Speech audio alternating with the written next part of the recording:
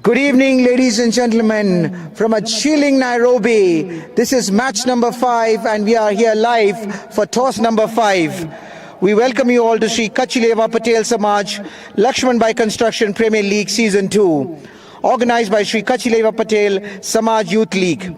Get ready for thrilling cricket, unmatched sportsmanship, and vibrant community spirit.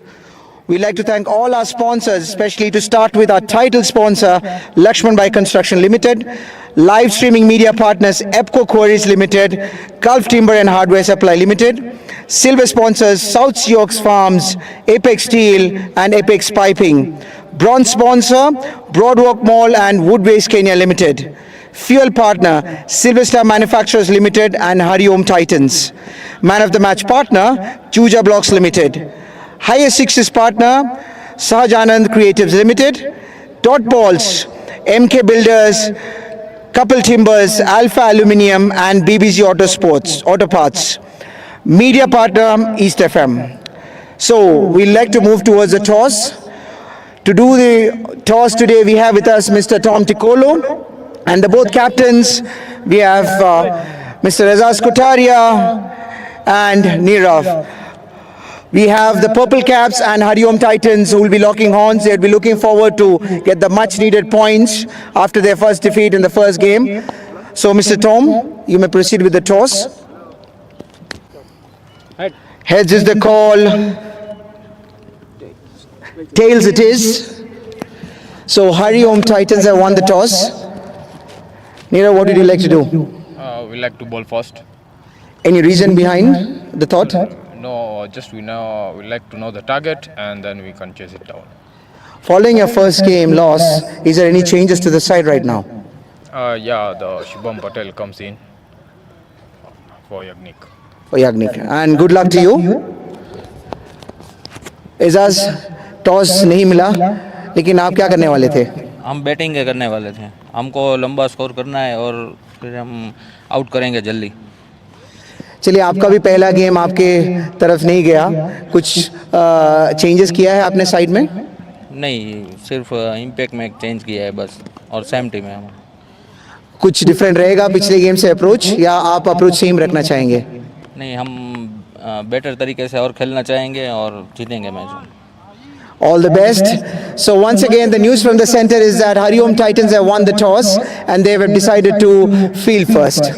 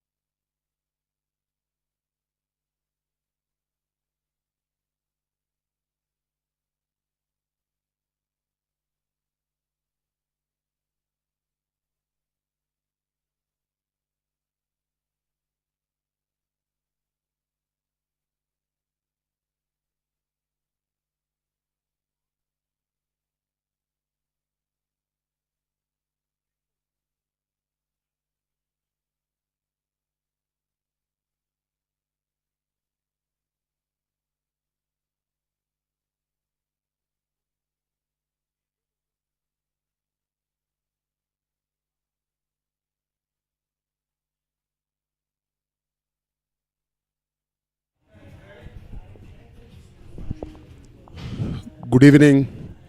Welcome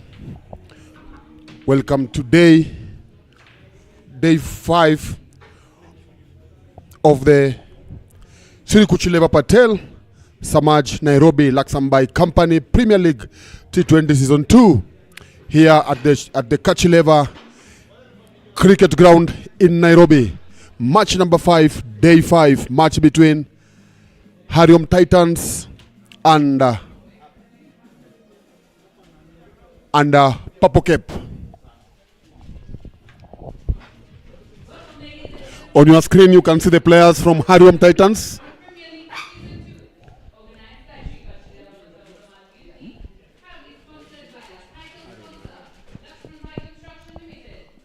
Hariom winning the toss and asking Purple Cap to bat. With you in the commentary is none other than myself, Dan Okinyo, and Prasad. Prasad, good evening. You conducted the toss. Maybe if you could tell the viewers the reason why Hariom opted to bowl first. Well, I believe they would have really done their homework in terms of the previous games. Out of the 4 games already played, 3 games have been won by the team batting second. This would have also encouraged them to do the chase.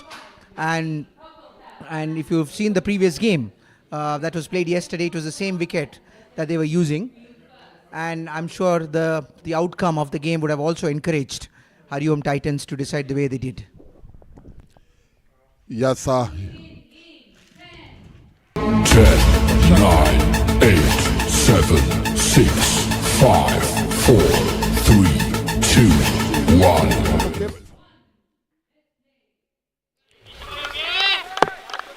And there we go. Yug Kirai. Good shot there. Ball beating the fielder at covers for 2 runs. Immediately Prashak Hirani indicating his intention here to make sure that at least they pile a lot of runs, put runs on the board that can be defended. Prashag and Nikhil. Umpires, we've got Mokan and Shantilal. Shashikant, I beg your pardon.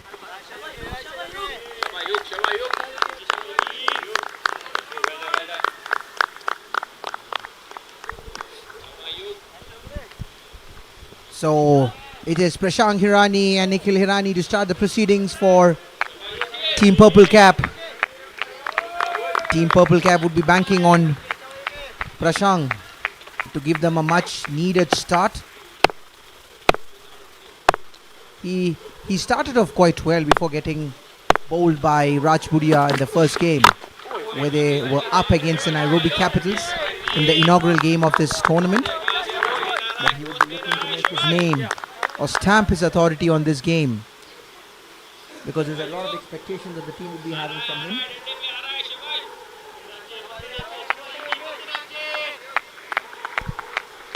Then how do you see from the previous games that has been spanning out? What would be your prediction for this game?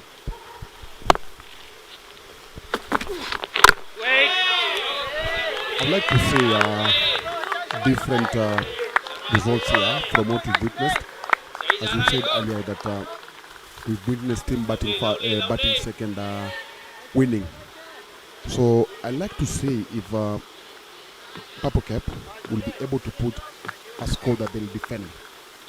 So something 160 plus won't be a bad score. It will give the bowlers something to work on. That's actually what I'm looking forward to in this match. If they can score, I won't say that for Team Purple Cap, but I'd like to see different results, and that results can come if they're able to put 160 plus runs. Absolutely. What you need is crunch games that goes to the last over, not one-sided games, because these are those games that will also entice the crowd, bring in more spectators into the ground, I'm sure if Prashant Hirani is going to get going right now, you'll see all those stands getting full by the next 3 to 4 overs. Yes, another reason, another thing that can get them into that score is that they should take full advantage of the power play.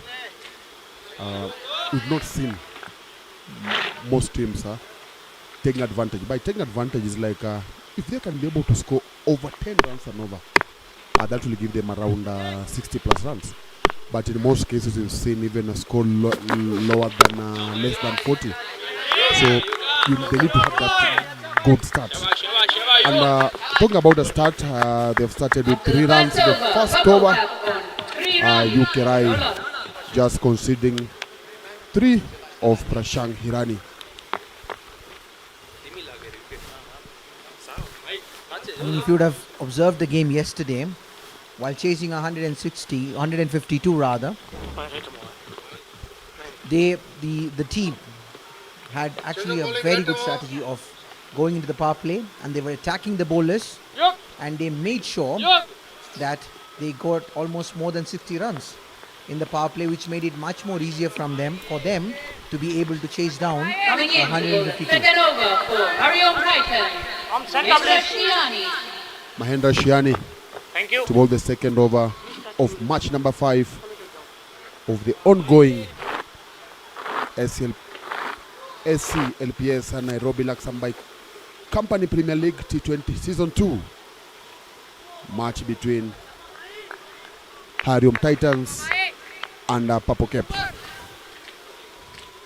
Once again, we're thanking all the sponsors that have made this event possible, starting with the main sponsors, Nairobi LAXMANBHAI Company. And again, this year we've got new initiative of planting trees for every dot ball that is bowled in this tournament. A tree will be planted. Good shot there, but unfortunately Prashant Hirani is caught out. Purple Cap lose their first wicket in just 7 balls of match number 5. That was a hard shot there. Could see disappointment.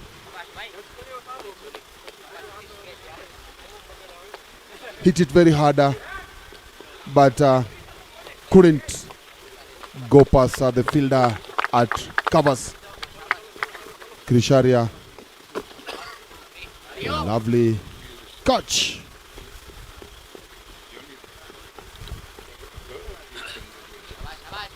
Yeah, that's a very good opportunity. And also you can see that Shubham Patel is also making his first appearance in this tournament. He didn't play the first match. Now he's there, and maybe he has brought good luck because their wicket, they have a wicket in just 7 balls. Coming in as Azaz Kotaria.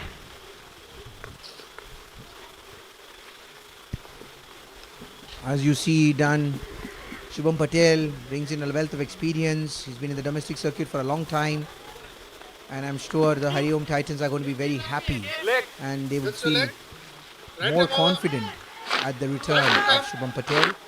Having said that, Mahendra Shiani has been very good even for them in the first game. If you see the way this tournament has happened so far, medium pacers, especially with the new ball, and also the faster ones have been doing really well, and they've been able to, especially those ones, have been able to get the ball to shape away from the righties, and some of them even shaping in. So we because of the conditions, the wicket, which is offering a little bit of extra bounce, and the way the bowlers have been bowling, it's quite encouraging to see good seam bowling in this tournament so far.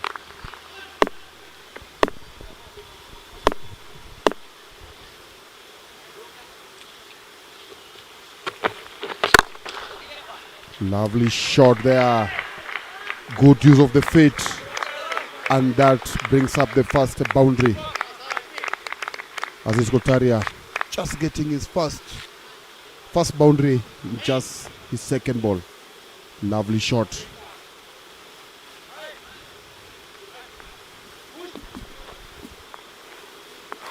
We are watching empty benches there, but I'm sure in a few overs to come, they'll be filled up.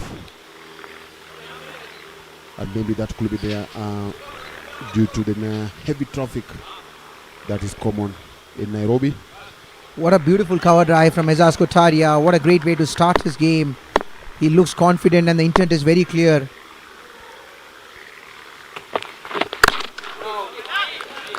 Follows it up with a front foot defense, and the bowler also right on the money. Mahendra Shiani offering no width at all. Slightly correcting his line, coming towards much closer towards the stumps and making sure it's a dot ball. As you would have followed in the previous games, there's a great initiative by the Sri Kachileva Patel Samaj Youth League of planting a tree for every dot ball bowled in this tournament. Yeah, now Mahendra Shiani has 2 trees already, and that's the third one. Something I've noticed also today is that Vishal Bojani, who played as a wicket-keeper on the first match, today has swapped places. He's now into the field, and Mehul Patel is the wicket-keeper. So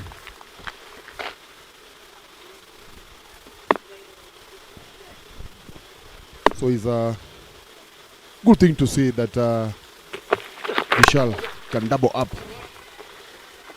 as a wicket keeper. End of the second over. Purple Cape are 8 runs for loss of 1 wicket. After 2 overs, Purple Cap on 8 runs for the loss of 1 wicket.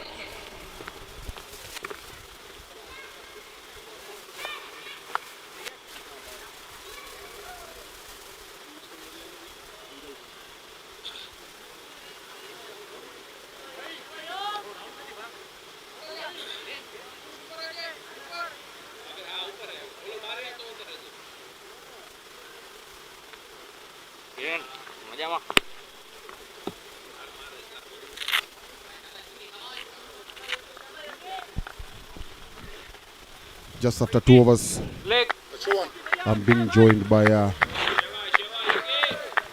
Raj Bodia.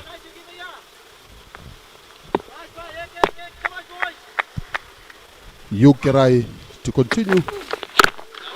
Once again, getting behind the ball, Aziz Kotaria. Raj, welcome. Asante sana Dan.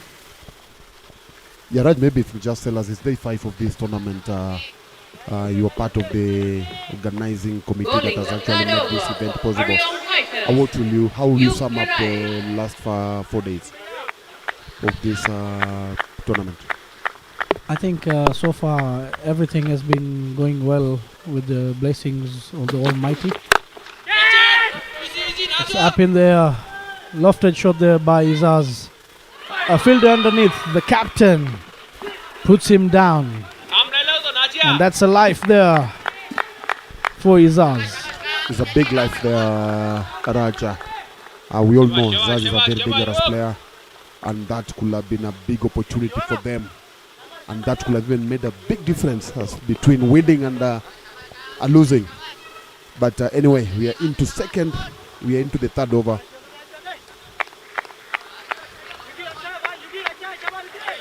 He's disappointed. Look at his body language, a disappointed one.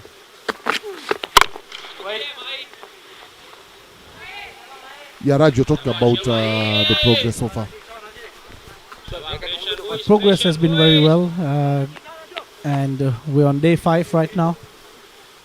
The only thing we can all see and can feel is the cold of Nairobi.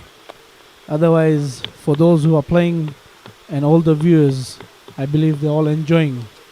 Even being the cold in Nairobi, people are coming in large numbers and witnessing these tournaments, making it even more special. Interesting that somebody is talking about cold. He has nothing.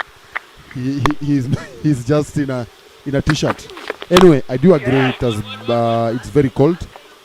Especially today was very, very cold. As I am talking to you, I have 3 jumpers with me, and I still feel that I should be added maybe 2 more. For that, you'll have to make some purchase from the nearby stores and try and get rid of the cold. Do remember, you're sitting in a comb box, which is almost 90% closed, and you're still feeling cold. What about all the lads who are on the field?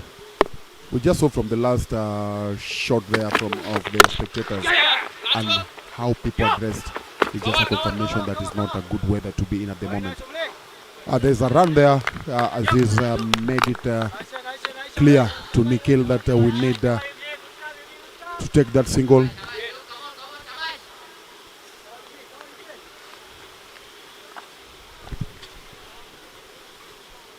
A touch and go there for Mizaz, making it very easy on the other side, rotating the strike. Nikhil Hirani to face the last ball of Hughes, second over. Over the infield, passing through the mid-on fielder. A welcome boundary for the purple cap in the form of Nikhil Hirani.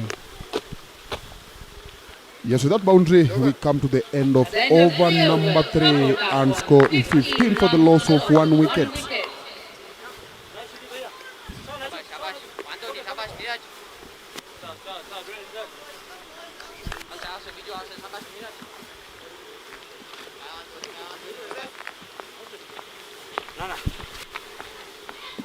Yukirai has been the second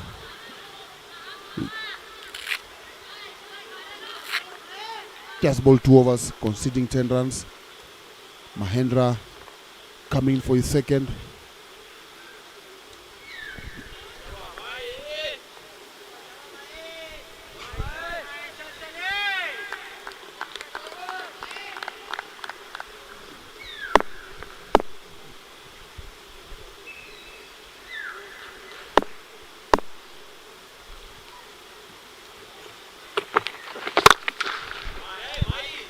Big shot there. Rolling all the way to the boundary. Second boundary in a row. Bowling the fourth over for Hariom Titans. Purple cap. Mahendra Shiani.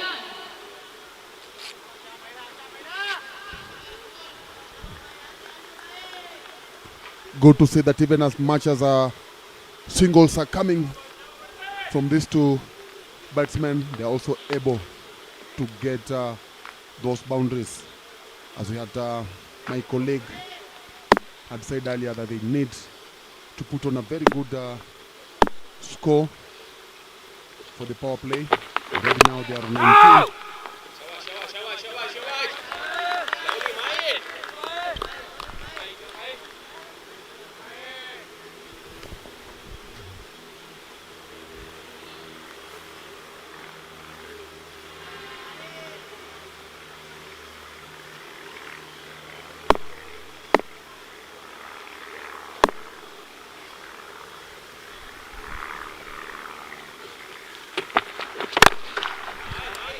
Another good shot. Big hit there. Bring another boundary. Isaiah Kotaria trying to capitalize on the remaining balls in the power play to see how much his team can get into. That will give his team a very good foundation as we head. Will give them a good foundation as they continue with the remaining overs. Back is Prasad. Is back Prasad. Two boundaries in this over from Mahendra. From Aziz Kotaria.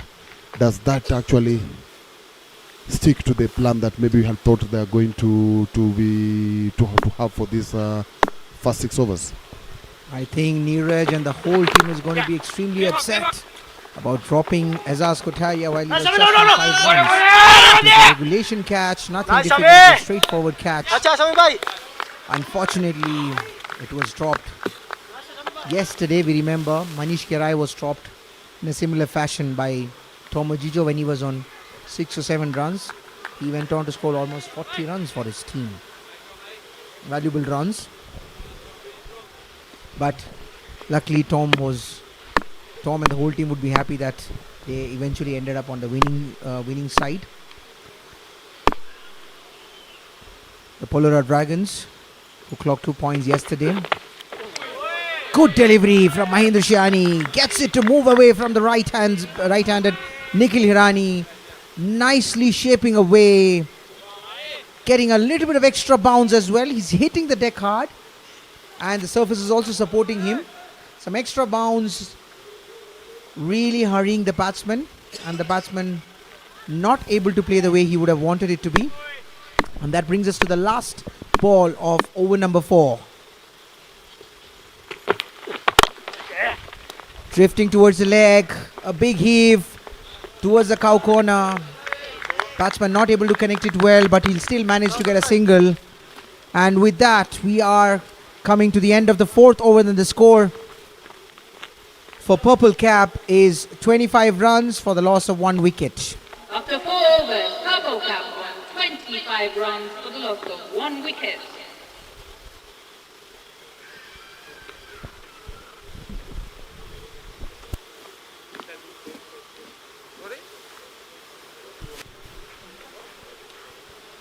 Then you have to also appreciate the players. As much as it might sound to be very cold outside, it can get very chilly. I mean, you yourself were feeling it sitting inside the com box. You could imagine the plight of the players who are right there on the middle of the ground. Of course, the energy, the adrenaline will keep them warm still. But still, it is not easy, especially for players who are coming from India. You have to understand, there are professional players who are still coming from India, especially for this tournament. It takes a bit of a time for them to physically adjust themselves. As first of all, as you know, Nairobi, we are on a high altitude. The oxygen levels are not similar to what they would be used to playing when at the subcontinent. So this would be this could be an adjustment that usually that the batsmen and of course the fielders, when they're fielding, will need to make the adjustment, and this can really tie them down very quickly.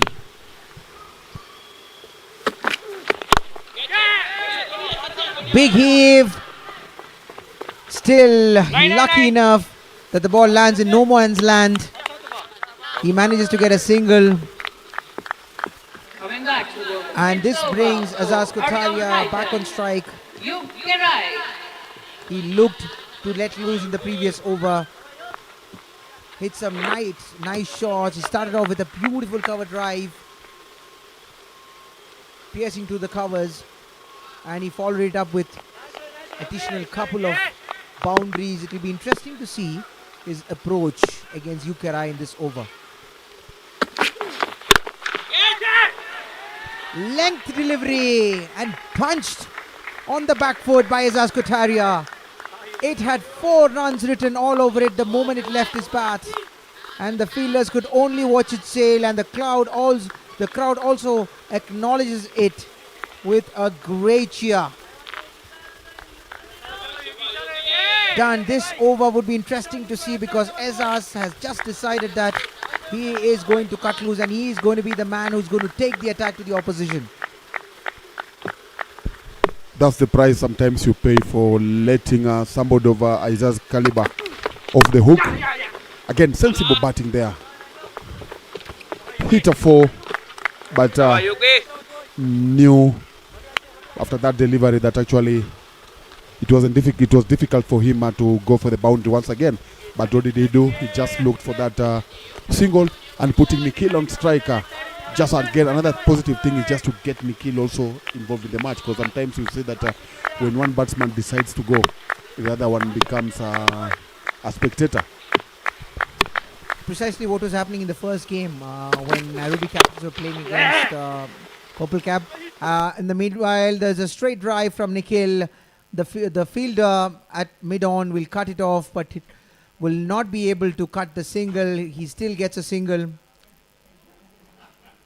and moves on to 8 runs from 8 balls. In the meanwhile, his partner, Azaz Kotaria, looking good, looking dangerous. You would have also observed, Dan, that the way Azaz Kotaria is standing, he's standing 2 steps after the crease to make sure that he's able to negate any swing that Yukerai might generate, because if you would have, I'm sure his coach and the teammates would have observed the previous games, there's a lot of swing that the fast bowlers tend to get during the initial overs, more so in the first innings. And Yukerai is bringing the ball in nicely towards a righty. So this could be the reason why Azaz decides to. In the meanwhile, another big heave from Nikhil this time. He finds the fielder, Mahendra, and he makes no mistake, and that marks the beginning of the first wicket for Hariom Titans, and also, sorry, I correct myself, the second wicket for Hariom Titans, and this time it is Nikhil Hirani who will have to take the walk back to the pavilion. A runner ball there from Nikhil, 8 runs from 9 balls. At least I'll say that he's not actually wasted any he hasn't wasted balls. He swung very hard, but actually did manage to connect it as he intended, and with that Purple Kepa lose their second wicket for just 33 runs after 5 overs. That brings in the experience of Nilakash Tambe. Nilakash Tambe, the man with a number 001. Wish it was 007, the James Bond done. But he batted really well, much like a James Bond in the first game. He did well for his team.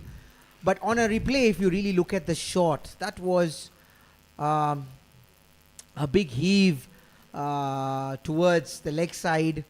He was actually not playing the ball to the merit. And on a replay, I'm sure his coach, his captain would tell him, and he himself would be quite disappointed to get out in this fashion. I wish he could have tried to play the ball towards long off. Probably he'll still be batting, but he intended to play the ball onto the leg side, and unfortunately perishing there. Nilakash Tambe, he's been having a very good season in the domestic league, NPCA Super League. And on the first match here, he came in a bit late. Now today I've seen him coming at number 4. That shows that they know his ability and what he could do. So him with Azaz Kotaria, if these two will be able to stay here for some time, then they might end up doing a lot of damage to Titans. Yeah, so far, Hariom Titans would still fancy themselves to go hard at the remaining couple of overs, as long as they have Azaz Kotaria still playing there. He looks good. He's been living dangerously, but he looks good. He played couple of, in fact not couple, 3 or 4 nice good boundaries he's already hit across the ground. Nilakash Tambe flicking it off his pads, getting a single. Will there be are they going for the second run? Denied by his partner Azaz Kotaria. So we have a left arm spinner who's come to bowl, Samar Gajjar, on the 5th over in power play, which is, even we saw that yesterday and the previous days as well. The teams bring an extra bounce there. This is exactly what I was talking, Dan. This is something that we've actually seen from the other teams also. They're using it as a ploy to bring in a left arm spinner, especially when you have 2 right-handers playing. And we've seen yesterday Dipak Patel brilliantly using the conditions to his favor, keeping things very tight when the fast bowlers were going for runs. When Chandresh was going after the fast bowlers, he was finding it difficult to go after Dipak Patel. He was also getting a little bit of extra bounce, and he was using the arm ball and was also mixing it up well by hitting the deck. So this seems to be a ploy from most of the teams to bring in a left-arm spinner during the power play. Yeah, it has worked, keeping in mind that previous over, despite having a wicket, Aziz Kotari had shown intention, scoring the 2 boundaries in that over. So what they needed an over that will cool out things. And we've just seen this over already with only 4 balls and only 4 runs, and we've just witnessed that how that What ball a delivery that was.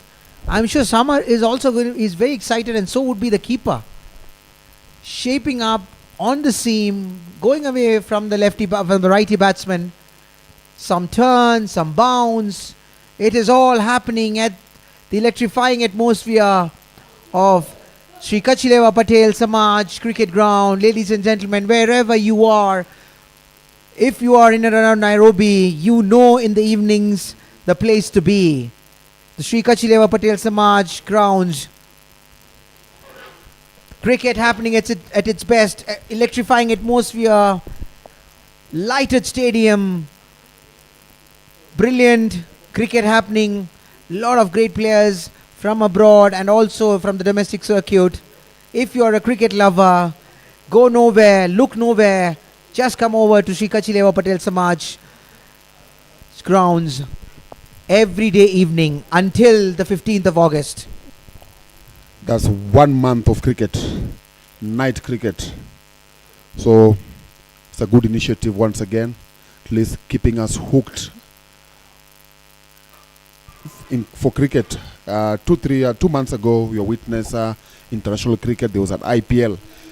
Good that we also have that kind of initiative here. All the players in the country have been involved, and as you said, even foreign players bringing the experience. And the experience that we're witnessing now is from Aziz Kotari at 24 from 19 in just 5 overs, if I'm not wrong, because he came in at the end of the first over, and Kush Vekaria bowling the first over after the power play. Kush has been very impressive in the previous game. He's got a very different, unique action.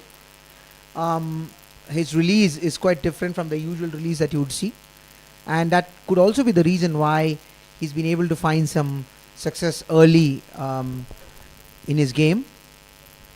It would also be interesting to see how he performs as he grows up, because I'm sure he's a very good young lad.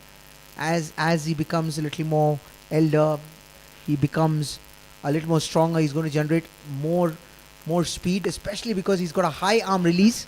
Only thing he needs to do is find a little bit of more control because of the way he releases. If he's able to hit the right areas, he can be a very dangerous bowler as he goes further growing up.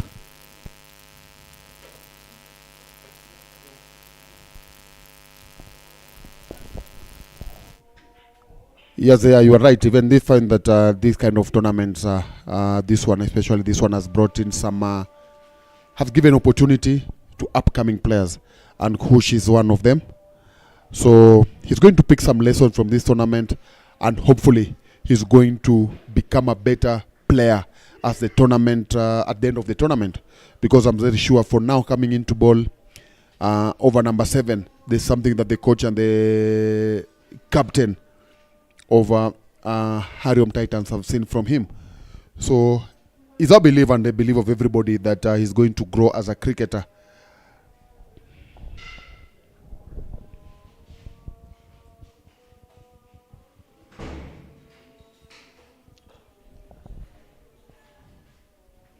There's an appeal there for a run out.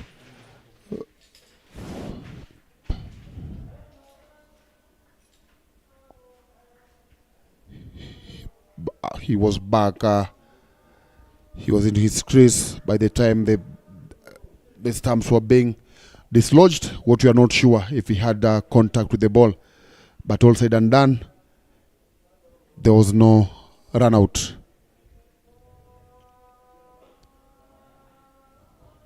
Good shots there from Nilakash Tambe, but unfortunately not resulting to any run, as Hariom Titans have kept it tough as far as fielding is concerned.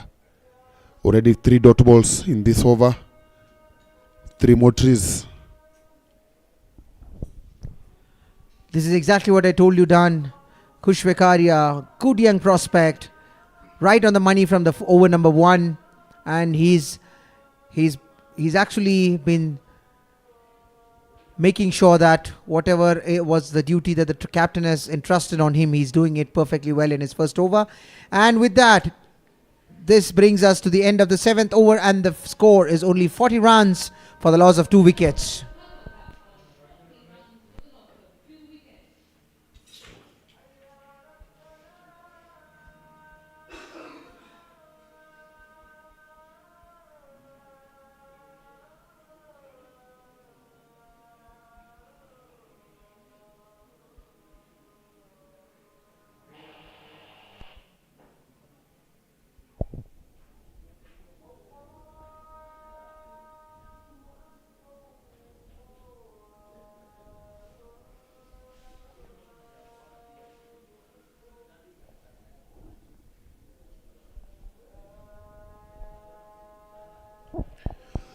Samagaja bowling his second.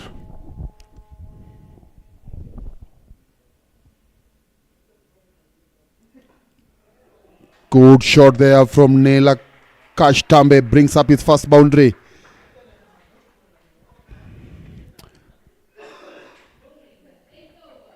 Good shot there, opening up his arms, getting to the pitch of the ball, and resulting into the results that Purple Cape, who are 2 wickets down, are looking for. Neela Kashtambe was also the highest scorer for Team Purple Cap in the first game. He scored 37 runs from 44 deliveries. He was the only one who could get to that number, past 30 runs in the first game, where they had a poor outing against Nairobi Capitals, where unfortunately the captain himself, Azaz Kotaria, could not make a mark. He would be looking forward to get some runs, especially since he's already got a foundation, getting 25 runs from 20 deliveries. He survived when he was only on 5 runs. He would want to make the most of it. But having said that, Hariom Titans would be looking forward to dismiss Azaz Kotaria and return him back to the pavilion as early as possible.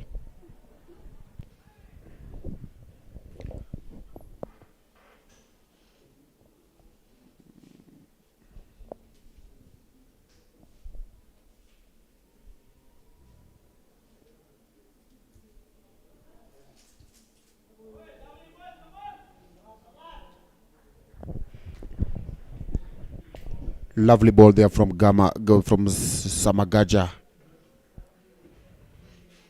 Managed to get the turn, beating the batsman. We are into the last ball of over number 8. Catches the call, but it did not reach the fielder. That's a good comeback from Summer after being hit for a boundary on the very first ball. 5 dot balls he produced, ensuring that they were not able to get any more further runs. But at this point in time, Team Hariom Titans would still feel that they've been able to fairly restrict Team Purple Cap after the end of 8 overs. And as we can see, we just got a glimpse of the hard hitter, Hiten Vekaria, known as Donta, watching the game. We are going to be seeing him in action soon, tomorrow. Always a great prospect to see on the cricketing arena. Enjoys his batting and also makes sure that the crowd enjoys his batting.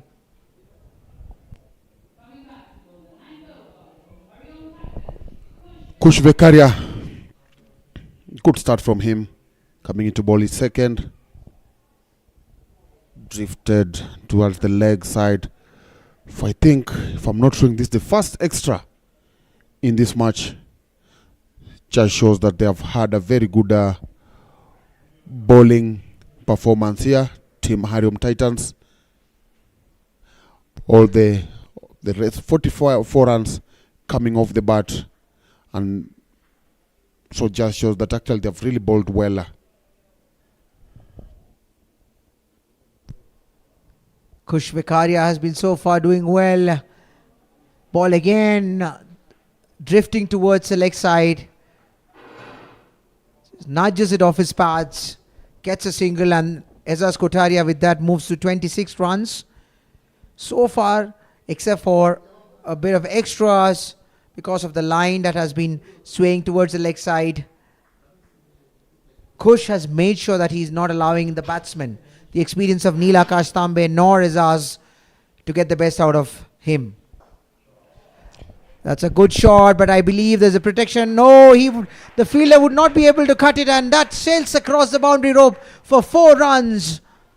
Much needed boundary for the purple cap.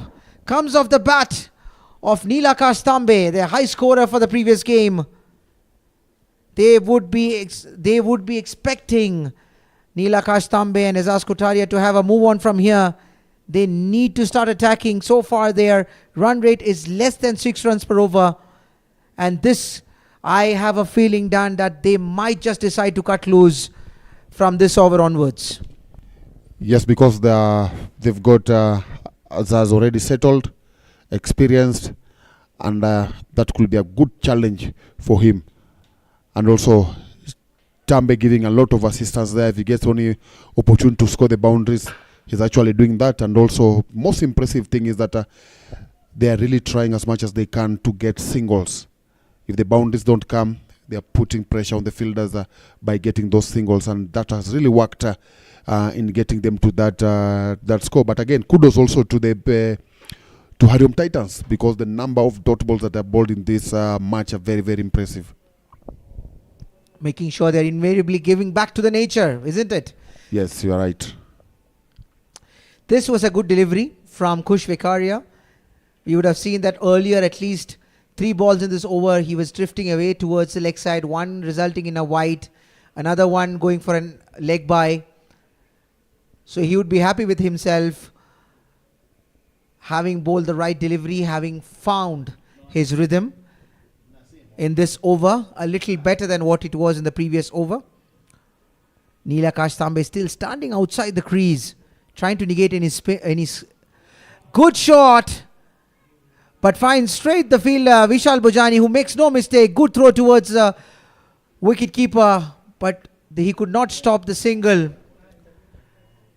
Leaning down, hitting over the cover fielder, but the cover has dropped down, and the bowler makes sure that it's only a single, as he has since he has a good fielder in the covers, in the form of Vishal Bhojani.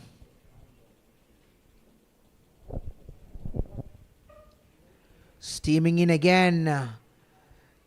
Good release, good release. He's got a very high arm release. That was a good release. The line could have been slightly more better. Ezaz Kotaria looking at the umpire, hoping for a wide, but the umpire clearly not interested. It is well within the regulated line. And that brings us to the end of 9 overs. We are approaching the 10th over, and with that we are also approaching the strategic timeout. Tell me, Dan, we've been seeing the inception of strategic timeout for some years. What role do you think a strategic timeout plays in the course of the game, especially for the batting side? It's a good initiative that was brought up by International Cricket Body. To me, it allows you as a team to sit back and plan and see where you are as far as your plan in that inning is concerned. Because for the fielding side, you will see that you are 11 of you. You are able to talk as a unit. But for the batting side, you find that you are the 2 of you. So you'll need that maybe the coach to come and tell you, actually, this is what is happening. The captain to come and tell you, actually, this is what is happening. Because sometimes find that in between the overs, you'll find that somebody will be sent into you'll find that somebody will be sent in to go and deliver a message. Maybe he won't deliver that message as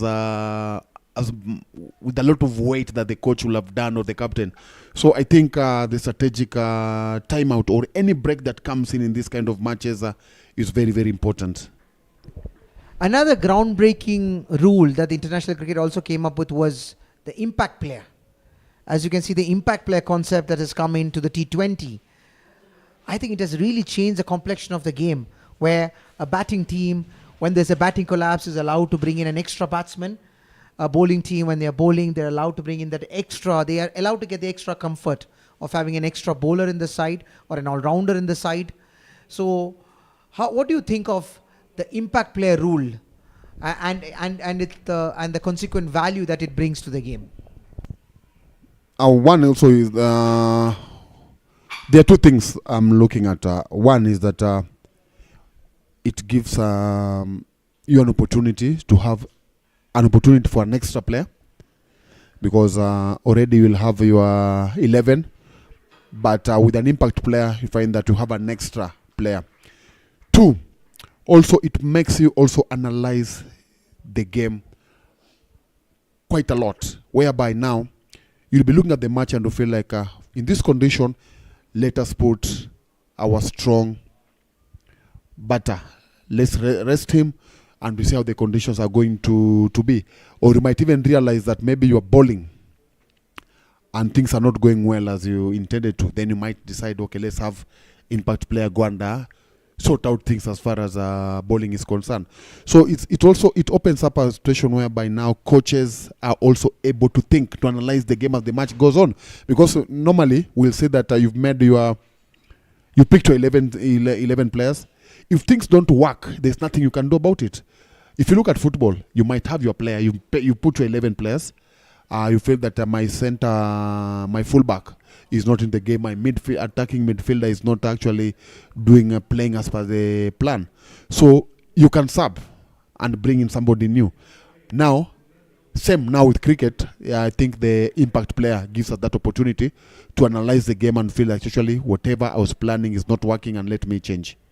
Absolutely, well explained, and this is in fact those development and new initiations that we need, that develops the game, adds much more spice to the game, elevates it to the next level, makes it more interesting for the crowd, and this is what the game evolves. This is what we as commentators and as cricket enthusiasts want from the game.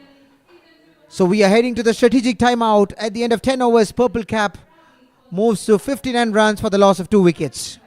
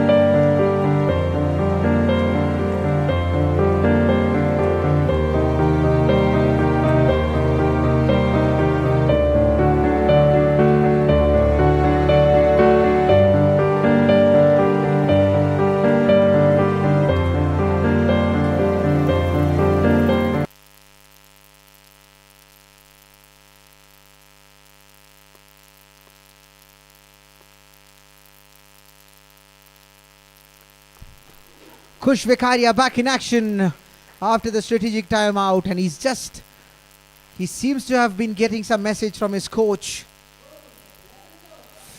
Good ball swinging away from Azaz Kotaria,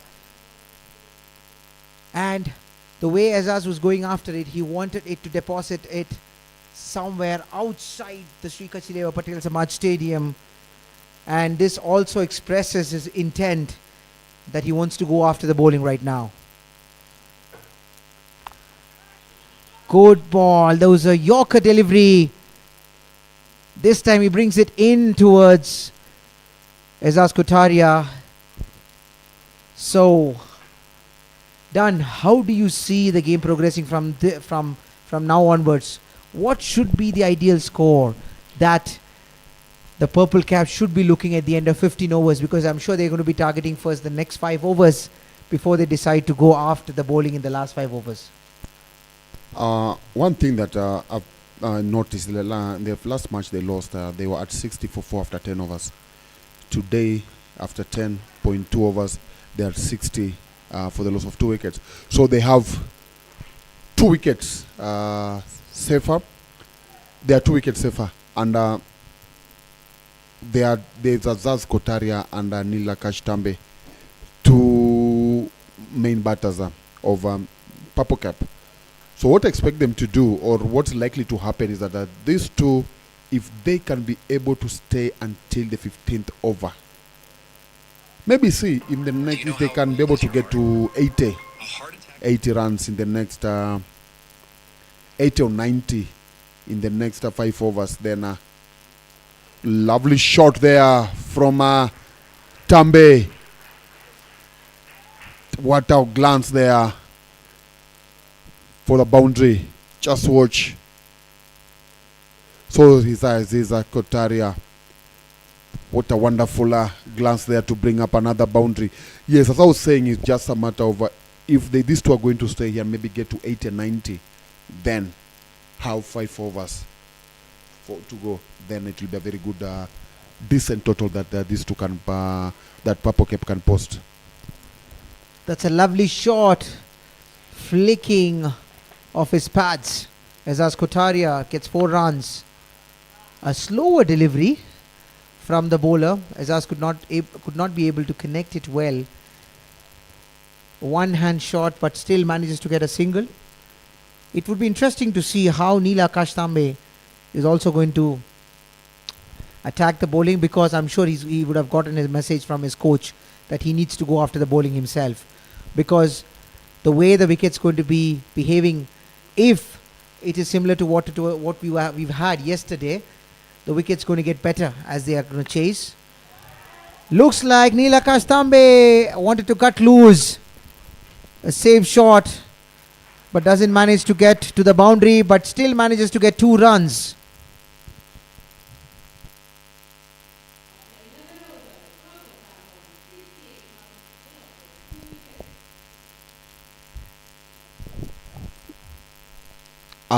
At the break, where I was able to have a chat with the Purple Cap coach, David Tikolo, and he mentioned that the main reason for having Nilakash Tambe going up at number 4 was because of his experience, and is able. He said that his team, the boys, panicked in the first match, but today he knew with Azaz in there, he needed somebody who can bat around him, and that's why he brought in Nilakash Tambe, and actually we are all witnessing it's happening. That brings the experience of Satish Irani, an experienced seasoned campaigner representing the Sikh Union Club at the NPCA Cricket League. He would be wanting to bring his A game against these 2 batsmen who are looking to cut loose at this point in time, because that's what their coach and the management would also expect them to do. Driven down towards the covers, but Krish Haria cuts it from the cover boundary, gives only a single run. He's a very good fielder. He took a good catch early of Prashant Hirani. It was hit sharply back to him, but makes no mistakes. Azhar steps down the field. Shubham cuts it, and it will be only a single added to the total of Purple Cap, and I'm sure this is not going to hurt Hariom Titans. They will be happy giving singles to Purple Cap. What Purple Cap batsmen should be looking forward to do is to convert some boundaries. Watching at the shots that Neil Kashtambe is playing just tells you that they really want to go now they want to get as runs as quickly as possible, because his shots are different from what he would play the previous overs. Yes, he's trying to create shots. He's trying to manufacture shots because Satish is a very experienced bowler. He's not going to give them any easy room or easy deliveries for them to score. He will make it difficult for them to score. This is exactly what he's doing. He knows his craft very well. So which is why Neil Kashtambe, known for his cheeky shots, is also trying to get Satish deviate from his concentration and to do something silly as he tries to manufacture some shots himself.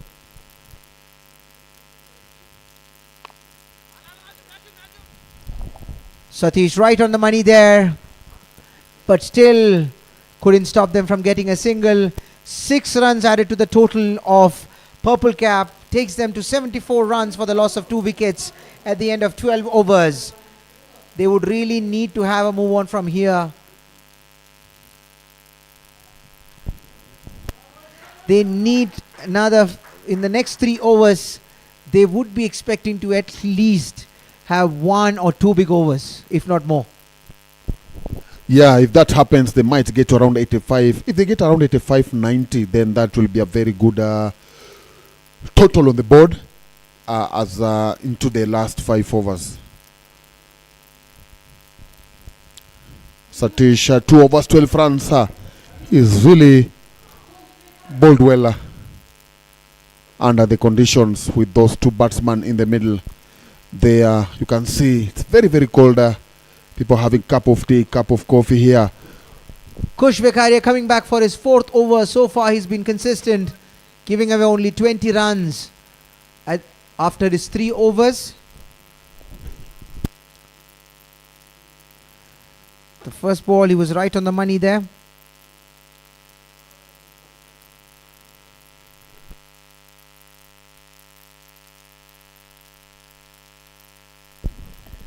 Kush Vekaria, best bowling figures, 6 for 13. That's not bad for a youngster. Good run up there. And they are played across the line. And that's the end of Zizkotaria. Kush Vekaria prevails here. He gets the fruit of some great bowling. He has been much more consistent immediately after the strategic timeout. Looks like there was some message being passed. He's been trying to bowl more towards the off stump line rather than swaying away towards the leg side, and this time reaping the benefits of some good bowling. The ball shapes outside and takes the off stump. Again, he was trying to cut loose as I was trying to hit towards the cow corner. Misses it completely and only could hear the sound of timber whispering through his ears. And what a time for a wicket when the spectators are really quenching the cold with some cup of coffee, cup of tea. Jignesh Shirani is the new batsman. Another player that has been around the Super League of NPCA for Swami Bapa. Last match didn't have it as good as we'll have loved to, but there's another day. A cup of tea, a cup of coffee, some samosas and some sixes. What more can you expect for a cricket lover? Done. As we talk, we are being served here some coffee with none other than our co-commentator Raj. Jignesh Shirani. Raj is not only proving to be a great commentator but also to be a great host, treating us to some great savories, courtesy Sri Kachileva Patel Samaj Cricket Ground. Yes, I can tell you that Raj knows how to look after his visitors. Jignesh opening his account there with a single. Kush Vikaria must be a very happy man picking up that prize wicket of Zez Kotaria.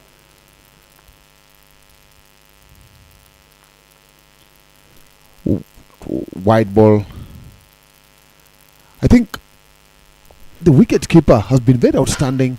He's not let any ball get past him. Maybe he's not also been able to get those tough opportunities to affect a wicket, but he's been up. He's been fantastic behind the stump. You can see some smiling faces, the crowd enjoying the beautiful weather. Some great cricketing action at the Kachileva Patel Samaj ground. They've come with their families to be served with some great tea, coffee and some great cricketing action.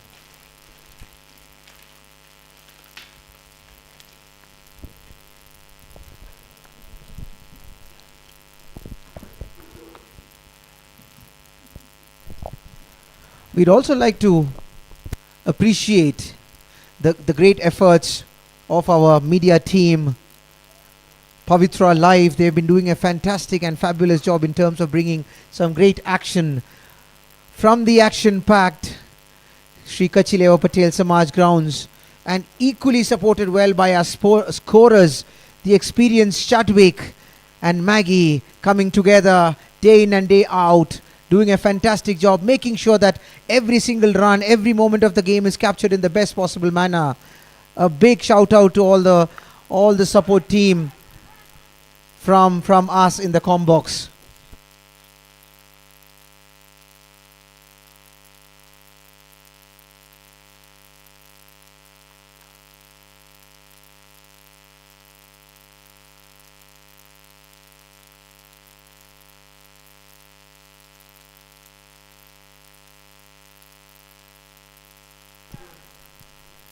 And a free hit in play. That's a no-ball signal by the umpire. Jignesh Irani hits past the bowler. Two fielders converging. Will they be able to stop it? Yes, it is. They've managed to stop it. But they would not be able to stop them from getting 2 extra runs. 2 runs added to the total of purple cap. Umpire slightly moving away. He almost hit the umpire.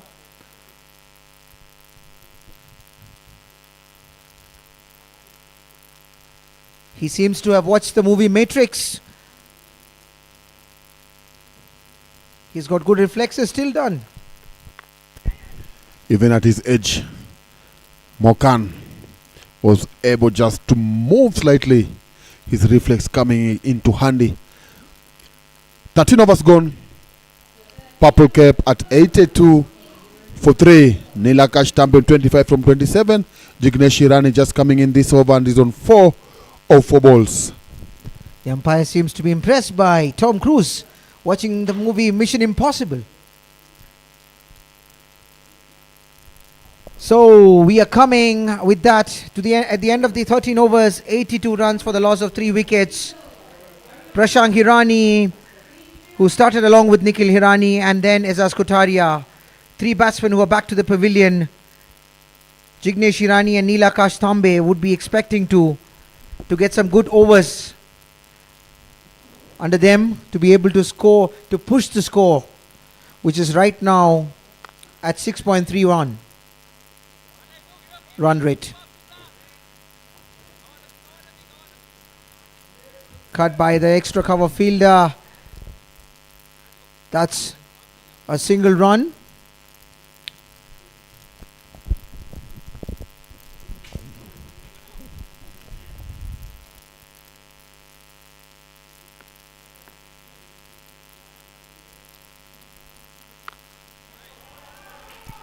That's a big hit. It's a mighty blow. Has it gone all the way? We wait for the umpire signal. It's a 6. This, in fact, is this the first one done or is it the second one? I think, if I'm not wrong, that's the first 6 of this inning, of this match. And the fielder, had he been on the boundary, then could have been a chance there. He was about 3-4 steps inside the boundary, and with that missed an opportunity there. All said and done, Nilakash Tambe seems to have changed his gear. Trying to sweep it. Only manages to find the fielder. Mahendra, he was quick to respond. Restricts Nilakash Tambe for yet another single. But they have now gotten a move on with the 6. They would want to make the maximum out of this over. They already got 8 runs of 3 balls. Good delivery, shaping away from Jignesh Shirani.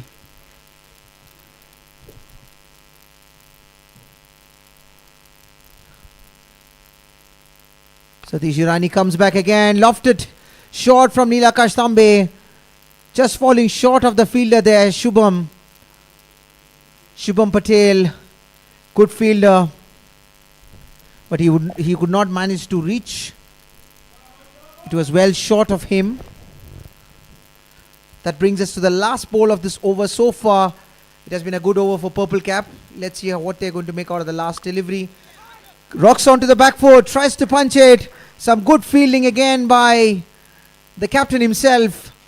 Otherwise, this could have actually gone all the way to the boundary. Restricts Nilakash Tambe to a single. It's been a good over so far for Purple Cap. They managed to get 10 runs off this over, pushing the score to 92 runs for the loss of 3 wickets.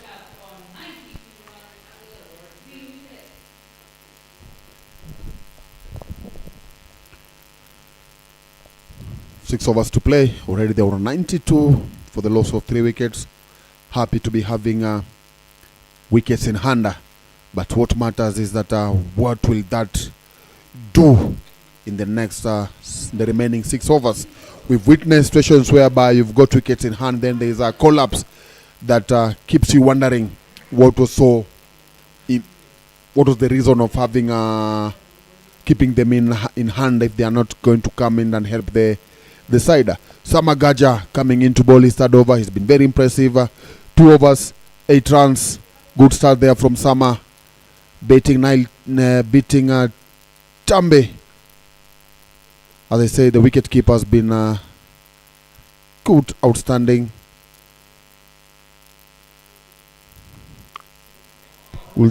Slog sweep and makes it all the way to the 6 runs. Good shot from Nilakash Tambe. That was his favorite shot. Slog sweep, seized the opportunity. His eyes lit up at the sight of the length, and he makes no mistakes and hits it all the way towards the cow corner. Gets him much needed 6 runs of the second delivery, and he is going to put pressure on Samarth. Extra bounce. Time and again, it has been the extra bounce that has always surprised the batsman. And this time around, he hit the deck again, and the deck supporting him. Some are getting a little bit of extra bounce there. Following it up with a quicker delivery. Pushes Nilakash Tambe towards the back foot, but he still gets to manages to get a single, driving towards long off. With that, I'd like to welcome Raj Budia back to the comm box. Raj, a good game shaping up after a slow start. Now Purple Cap have been trying to find their foot with some good meaty blows from Nilakash Tambe. Back-to-back 6s in 2 consecutive overs. Last over they got 10 runs. This over they're looking poised to get another 10 runs. How do you see the match progressing from here now? So 14.5 overs, 100 up for the Purple Cap. 5 more overs to go after this. In 5 overs, with the likes of Nilakash Tambe at the crease, we look like the score would definitely be over 140 to 150. There's a review for the from the umpire for a run out. There's a run out appeal.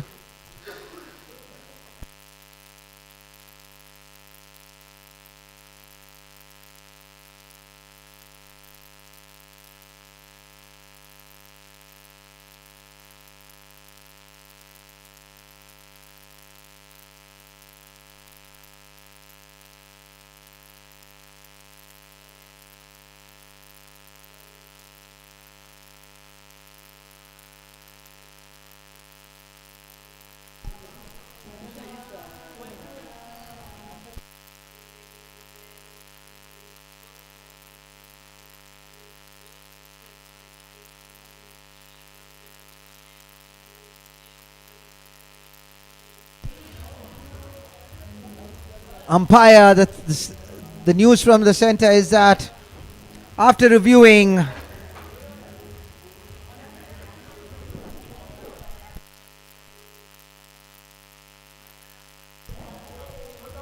the third umpire has decided to give it not out. Experience of Paul and Jerry coming into play. Those eyes strongly focused along with the camera, more focused than the eye of the camera, and decides to say it is not out.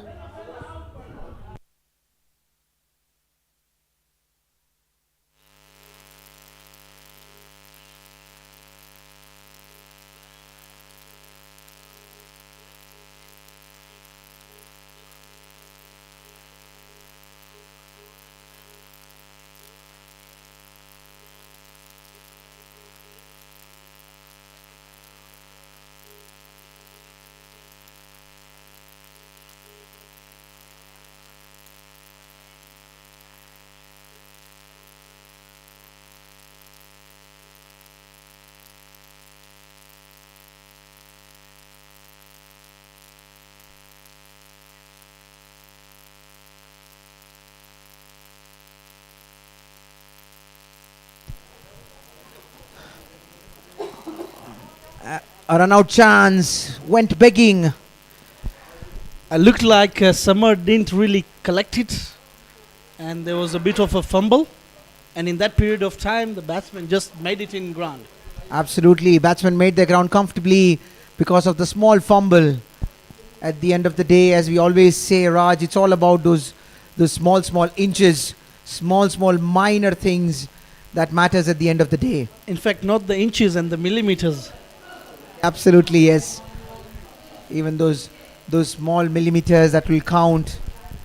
But a good learning there that every cricketer should see is the way Nilakash Tambe was coming back to the crease. While his bat, he's sliding it from the outside of the crease towards the crease. Nilakash Tambe brings in a wealth of experience, having played good level of cricket in India. He came in as a professional for the Ruraka Cricket Club in the Nairobi Provincial Cricket Association League. And now has become his home. Absolutely. I think Nairobi has become a home for a lot of cricketers who come from India as professionals before realizing the wealth and the warmth of cricket in this country and eventually making it home. Definitely, for sure. And that's a wide down the leg side. Mahendra Siani coming back for his third over, giving out only 15 runs in his first 2 overs. Let's see what the Purple Cap have got in their bags for the last 5 overs.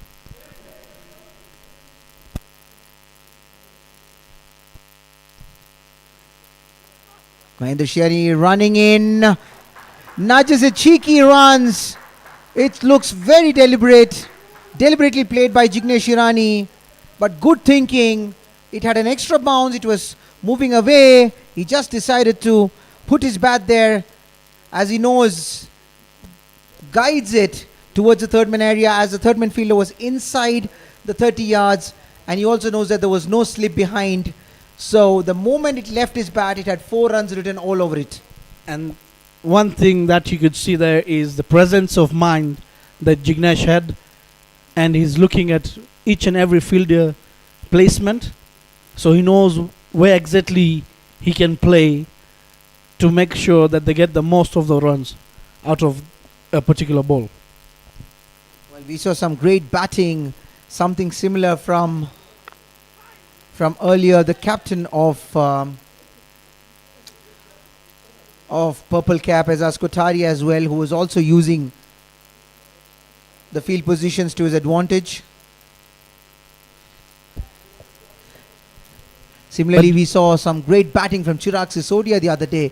He was batting beautifully well, utilizing the field positions, guiding the ball towards the boundary, not just power hitting, showing that good technique and good presence of mind, as you really put it, is also equally important and can actually go a long way in terms of getting you runs, and not always power hitting. Rightfully said, and that is what we were also discussing a few days back with our co-commentator Mitesh, that T20 game is not a game of just power hitting, but it's also a game of presence of mind, and also how to play around with the fielders and see how you can try and get the maximum number of runs that for every ball that you've been bowled to. So this is how interesting cricket becomes. And however, the crowd would be rooting for some good action in the last 5 overs. Nilakash Tambe seems to have heard it from the crowd, trying to hit it towards cow corner.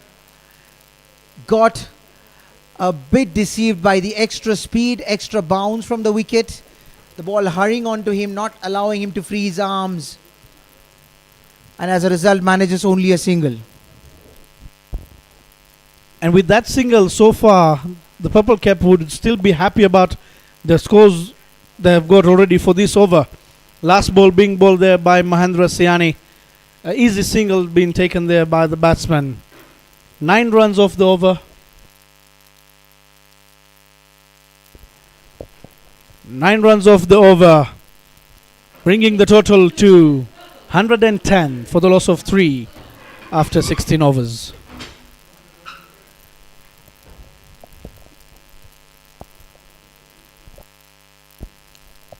Four overs of action to come up. On the background we can see the UAP towers, brilliant lighting there. A match summary, Nilakash Tambe playing on 43, Izaz Kotaria who scored 38 runs. I feel that Izaz became a bit slow even after getting a life. Maybe right now the a Purple Cap total would have been another plus 20. You are right, but I think also because they usually say once beaten, twice shy. Remember their first match how they collapsed, and I think they didn't want to have a repeat of that. And also having Tambe around him, they were able to settle in. It's just unfortunately that he got in a little early. He needed at least to play until the 15th over. Then maybe they could have gotten to that the total we're talking about. The issue is just that maybe he got in 10 or 15 balls earlier. For sure. We could see a brilliant piece of bowling there from Summer. And I think, yes, even if Izaz getting a lifeline and playing a bit slower is because the wicket is a bit bouncy. But the good thing is he's set a platform for the Purple Caps. He needed that, and as I mentioned earlier, I spoke to the coach David Tikolo and asked him what has changed today's match, and he mentioned that the boys panicked in the first match and they don't know where the panic came from. And today the major change that he did was to bring Tambe up the order, and Tambe has lived into. He's really proved the coach right. He's really done the job that the coach really wanted him to do. He's there already on 44 from 39 balls. What else will we ask for him? Brilliant. Just 6 runs short for a half century for Neil Akash Tambe.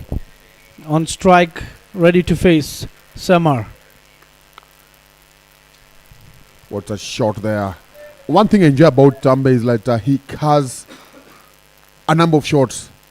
If he decides to go up in the air to get the maximum, he'll do that. And then when he takes on those singles, he's able to play on any shot. And that is a positive sign for any batsman, because playing around the field is one that becomes very difficult for a bowler as well, to decide on what line and length to bowl to a particular batsman who's playing 360 degrees.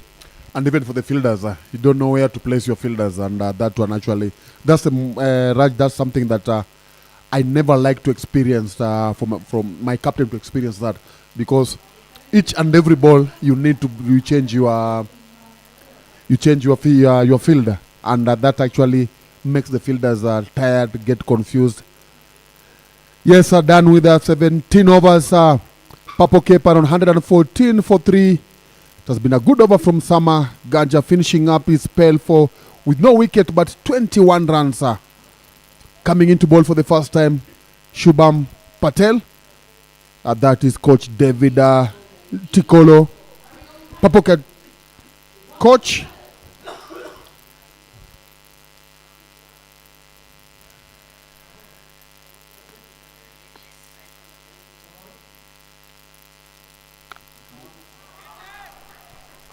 What a shot there. Definitely what a shot. A change in bowling, and that brings a 50 up with a boundary 6 for Neil Akash Tambe. Rightfully applauded by the captain and the coach, David Tikolo.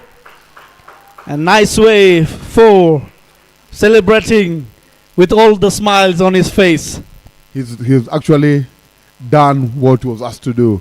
Go in there, anchor the inning, and he's really done that perfectively. Once again up in the same region, but this time round one bounce straight to the fielder just for a single. Dan, what do you feel about the change of bowling at over number 18? A bowler who's coming to bowl his first over with a set batsman like Neil Akash Tambe. That's one thing that maybe they needed an extra bowler, but the problem is that they brought him at the wrong time. Maybe they could have brought him 5-4 hours earlier, and I just hope that it won't backfire on them. Already it's 8 runs. I started off with the 6, then singles, hoping that the scores won't be more than what we are witnessing now from his spell. A short ball outside the off. Neil Akash Tambe trying to go over the off field, gets an inside edge, and his leg stump has been uprooted. Unfortunate wicket, but it's going to be a brilliant wicket for the Hariom Titans. With the replay you can see that. A quicker ball outside off. Neil Akash Tambe not in the greatest of positions, trying to play that shot.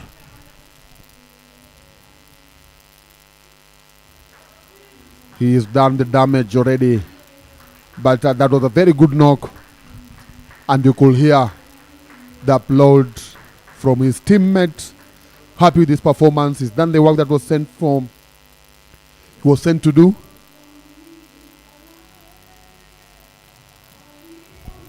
So far this over has been a mixture of emotions. 8 runs for the purple cap and a wicket for the Hariom Titans. And not just a wicket of a danger man. Just getting in 50.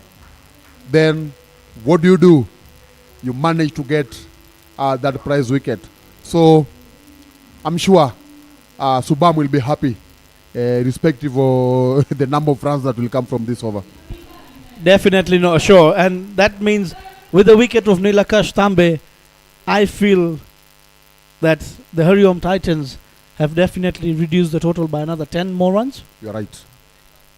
Unless Patel, Atav will put on us a performance that will make everybody here surprised. They've got 14 balls. Trying to go for a big one, gets an outside edge, running towards the third man. Brilliantly done there by Kush. And 2 runs added to the total of the purple cap.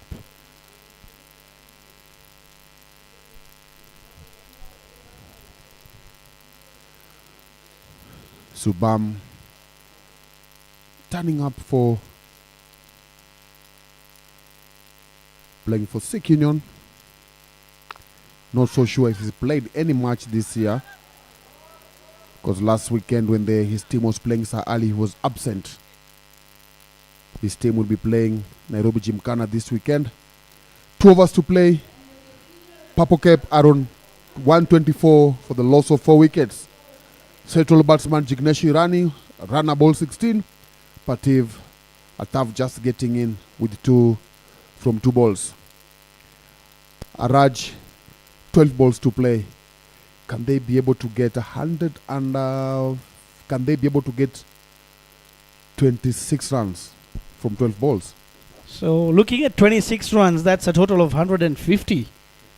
And with the likes of Yug Kerai coming into bowl, the penultimate over for the Hariom Titans. If you look at Yug Kerai so far, has bowled 3 overs, given out just 18 runs, and has picked up a wicket. So in short, you are saying that is a tall order. For sure. Keeping in mind that he only conceded 18 runs from 3 overs against Tambe and Aziz Koltaria. So these two have an uphill task if their team is to get to 150.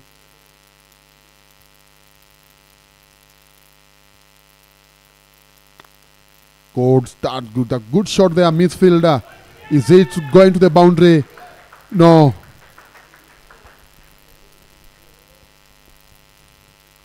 Good shot there, but only 2 runs. Still yet to see shots flowing from the 2 batters on in the crease. We've witnessed a situation whereby it's only 1 batsman taking on the bowlers. We saw when Tambe was in the middle taking on the bowlers, Jignesh was watching. So I'd like to see if these two will be able to put the bowlers on the edge.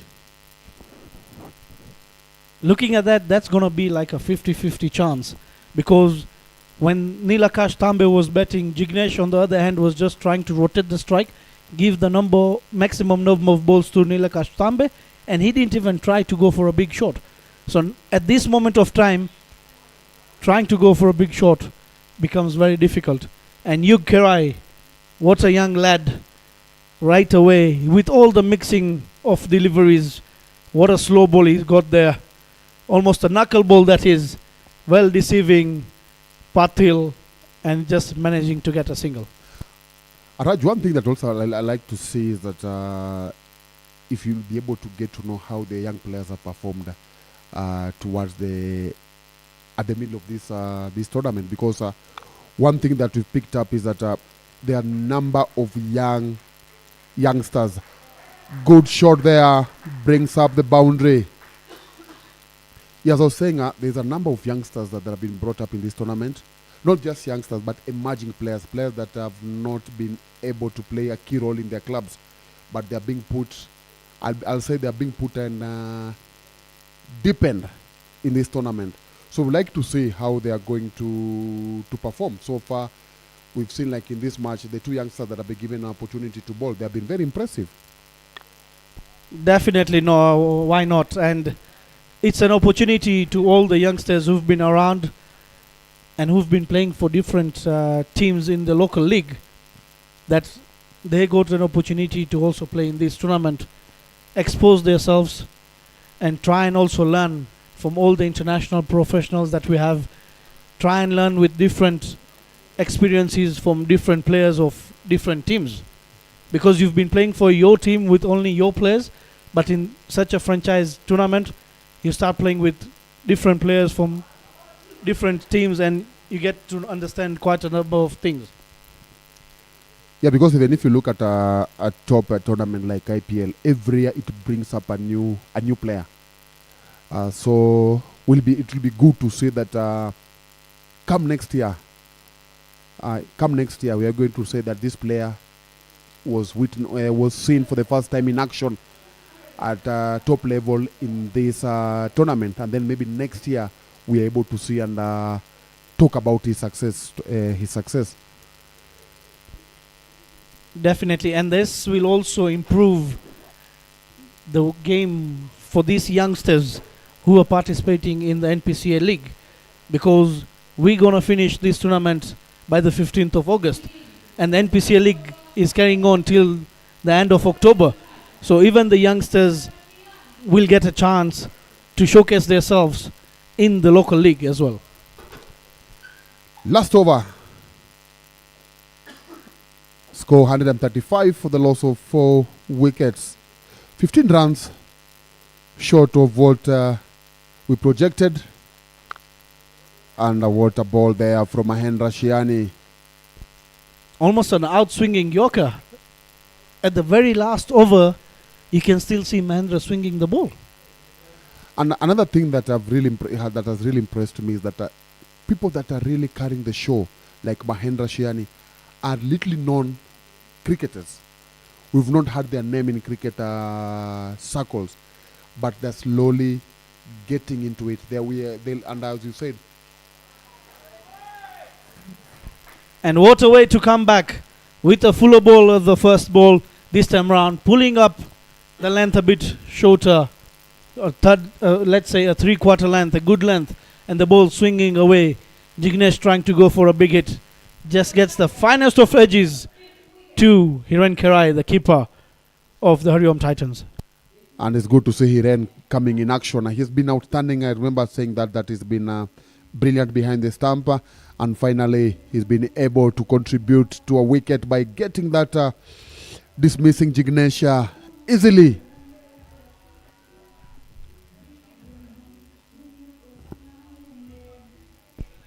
Jignesh Kerai walking back to the pavilion, not really wanting the way it was meant to be. He would have been thinking that I was meant to finish the innings. Yeah, I think he knew that. Having been there for about 7+ overs, I think he could have done that. But again, things didn't work for him thanks to Mahendra Shiani. As I was saying, Mahendra Shiani is one of the players that we've not heard much about him. But this tournament has given an opportunity for him to take the responsibility. And to me, as far as I'm concerned, he's one of the main bowlers for Team Hariom Titans. Yes, definitely. Mahendra Shiani is not very known, but his cricket background has been there for the last at least 10 years. He played for the Kachilava team back in his days, at his prime. It's just that right now he's focusing much more into the daily life. Yeah, talking about what he's focusing on, that's something also that has made Kenya lose some of their top players, because they're those players that when they are in their teens, they look out, they stand to be outstanding. They with the players that we look forward to in taking Kenya to the next level. But as soon as now they get into their mid-20s, yeah, that's a wicket there. Mahendra Shiani's second wicket in just 3 balls. What a performance from him. Is Mahendra Siani going to be the man who's going to be the difference in the win and lose of this match today between the Hariom Titans and the Purple Cap? I think if they happen to win, then trust me, he'll have made a lot of difference. Picking up 3 wickets, especially the early wicket, and then coming in to put to get these 2 wickets in the last over. Then, if they happen to win the match, I'll say that he's really played a very. They'll need to give him a standing ovation because he's really done well under the circumstances. Definitely. You're at the last over where you're trying to look for 10, 15 runs, and he's not given out any runs so far in his 4 balls, and he has picked up 2 wickets. That's good performance. That's why I just say that this tournament has really, so far he's really been outstanding, and we just hope that in the next 6 matches, in the next 5 matches that he's yet to play, his team is yet to play, he's going to continue putting on that kind of performance. Definitely, and that is what now the experience is coming into play. It's a matter of seeing how the other teams will face Mahendra Siani after having followed the 2 games that Hariom Titans have played. So that leaves the other coaches, the other 5 coaches, to actually do their homework, to know how come he is really making this kind of an impact. So we'll get to know that as we progress into the future, to the coming of the tournament in the coming few days. Up in there, the last ball of the innings, and he picks a 3rd wicket. An easy catch there for Krish Haria. 3 wickets for Mahendra Siani and just a single run in the 20th over. Raj, that's a very good performance. I think I just pray that his team wins the match so that he can go home smiling. But all said and done, that has been a very good performance from Mahendra. And with that, we come to the end of first inning. Purple Cup being asked to bat and scoring 136 for the loss of 7 wickets. So with that, players, do join us in the next few minutes for the second inning as Hariom needs 137 in 20 overs.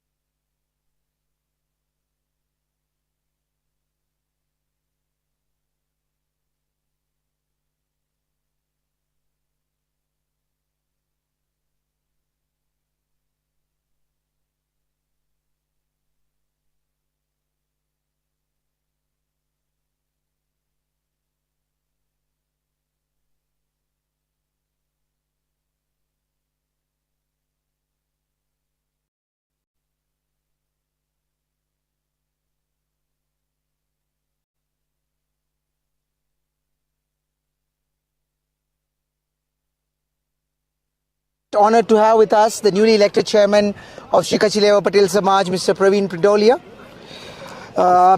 Thank you so much, Mr. Praveen, for finding time and talking to us. It's my pleasure to be with you. So, sir, you have been here. You're seeing that the tournament is progressing well. How do you find this whole event, and what do you have to say about this? It's excellent. People really worked very hard to make it success, and so far everything is going well.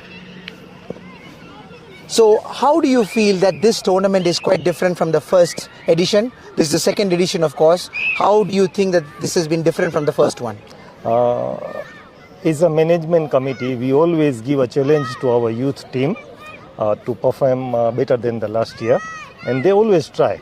And we normally give them a free hand to do it better in terms of management, in terms of entertainment, and also the performance. So it's a challenge, and they normally do it always better and better. So they keep making you even more happier than the previous time. Yes, yes. Look, the tournament, the whole tournament, the idea of this tournament is also to bring in the community spirit, bring in the community together. How has the community responded to this tournament? Okay, it's not only for the community, we always support the sports to youth. So with the sports, yes, we try to bring the community together and to mix it. So we always promote the youth, and with youth, we bring the community together.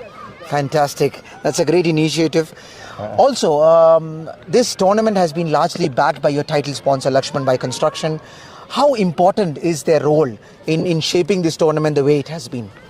For any kind of tournaments, yes, all sponsors is very much important. But we are heartily grateful for the LAXMANBHAI Construction Company to support and to make it this event to succeed. And last year also he supported as a gold sponsor. This year they supported a gold sponsors. Yes, all sponsors is equally very important, but we are heartily grateful for the LAXMANBHAI Construction Company who is always supporting the community. Fantastic. What message would you like to give it to the players and the teams who are participating? We see a great deal of competition. Everybody is competing, raring at each other. What message would you like to give it to them? Okay, to the player, first of all, I think it's the most important that they join and they are willing to play.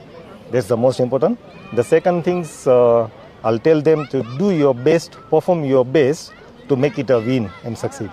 Absolutely. So that's really nice of you. And finally, before we let you go, we'd like to know, what is your vision for this tournament to move forward? What is your vision of how you'd like to take this tournament forward? Okay, for the youth, our team is really very, very active. Not only the crickets, we want to play all the sports. Yes, we are promoting the sports. That's our main teams. But in future, we are also trying to involve the women. For the girls, we can have a tournament like this for the girls also. So absolutely. For the any kind of sports, we always be ready. That's an amazing thought. Once again, thank you so much, sir. Thank you for your time. We're really privileged to have you. And that's it. We've heard from the chairman himself. We are looking forward to much more further initiatives from the Kachileva Patel Samaj, even more of women empowerment through women cricket. That's a great initiative from them, much like the other initiatives in this tournament. Over to the Combox. To come and support the team, to support our child who is playing here. Thank you. Thank you. Thank you once again. Thank you, Chairman. Thank you.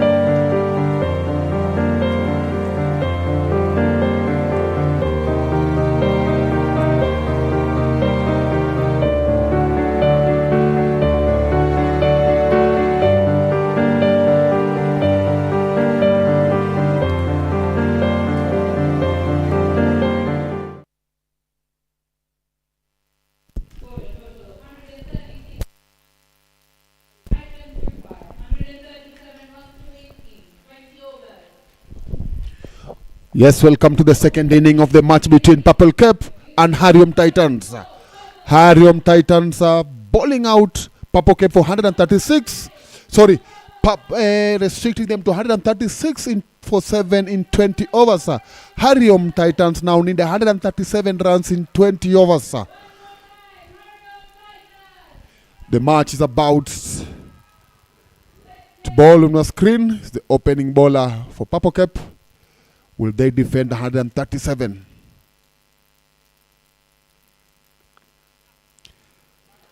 Starting off with a single.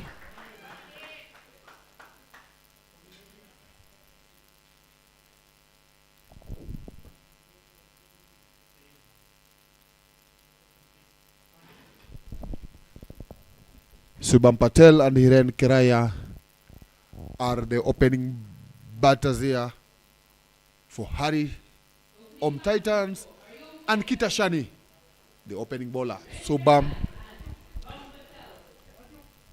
bowling, playing his first match, missing out to the opening match on Saturday evening.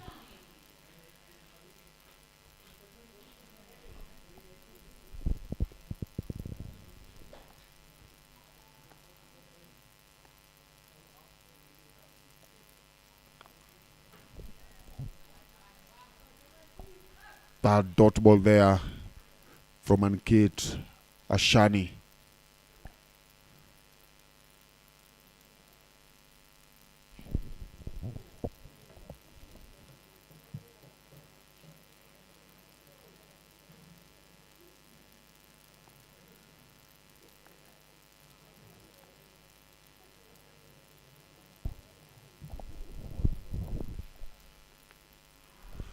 Big appeal there, but the ball,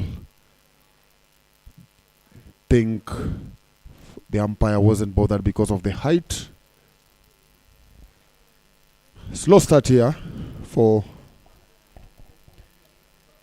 Hariom Titans. Only a single from 3 balls.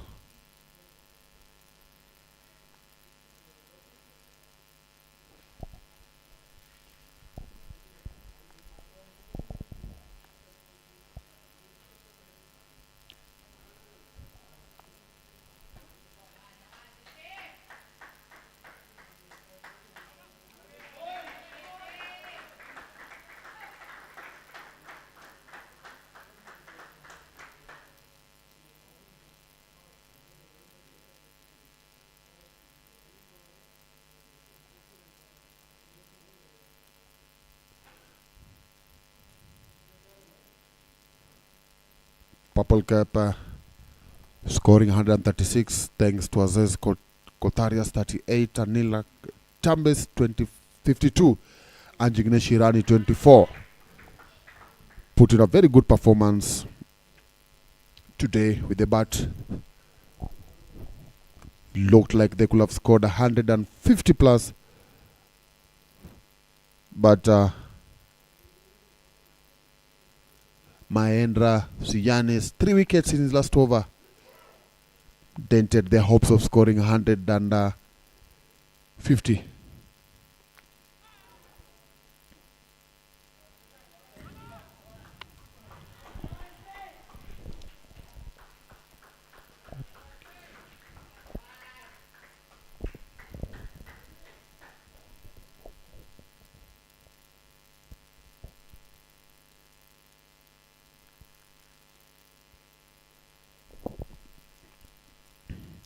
Good throw there, hitting the stumps, but the batsman was safely home.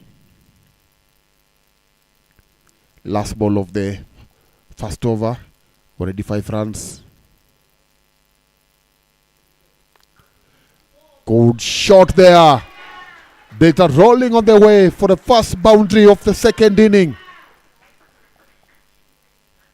Good connection.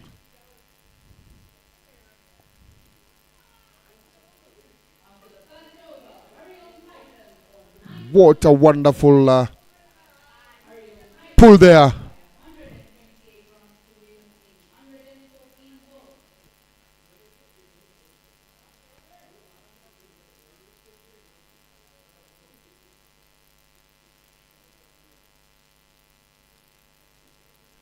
After the first over, Hariom Titans are on 9 for the loss of no wicket.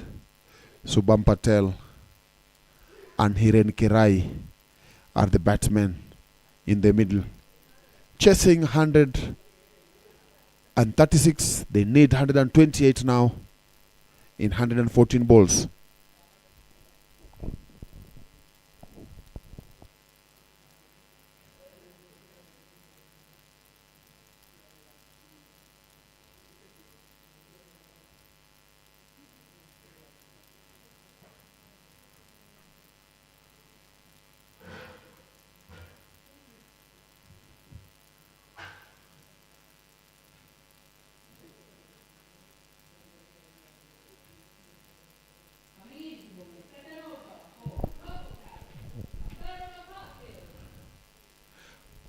Atarv Patel will be bowling the second over.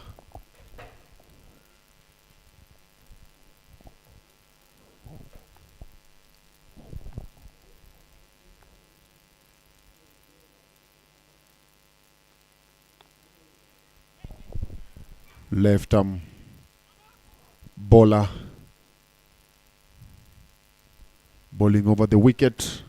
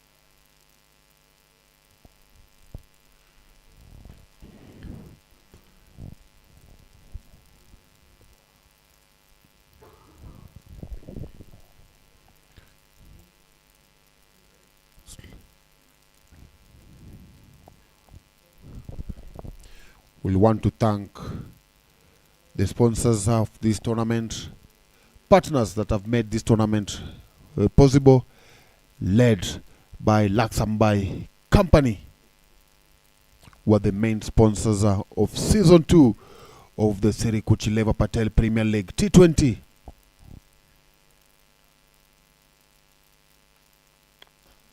Lovely shot there. Good piece of fielding, good effort there from the fielder at covers to deny Hariom Titans what could have been their second boundary of this inning. Just watch, did everything possible, and Jignesh put his body behind the ball and saved 3 runs.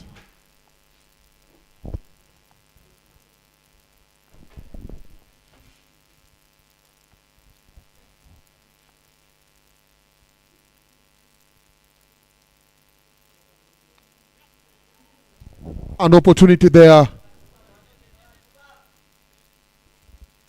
That was a chance. Just shot.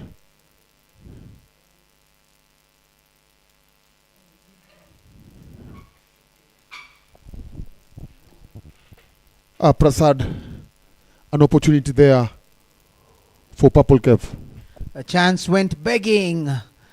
I'm sure the captain, Azaz Kotaria, would have wanted to collect that. The ball dipping on him, couldn't make it. Atarv Patel has been so far on the money this game for the Purple Cap. Last game, he had gone for runs, a lot of extras, given his line was not appropriate, which costed him a lot of runs. Especially he was taken down on the 3rd over by the captain of Nairobi Capitals, Chirag Sisodia.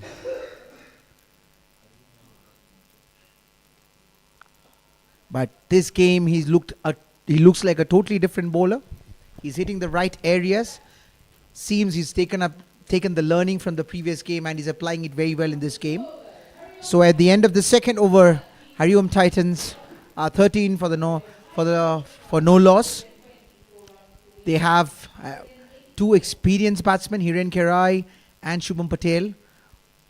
Both would definitely know, and I'm sure their coach would have also given them the message that all they need to do is to hang in there, because with the total which is on the board, as long as they don't lose wickets and they keep building partnerships, it would be very easy for them to chase, because remember the required run rate is only 6.89, and at no point would they be putting any pressure on themselves if they don't create a lot of dot balls.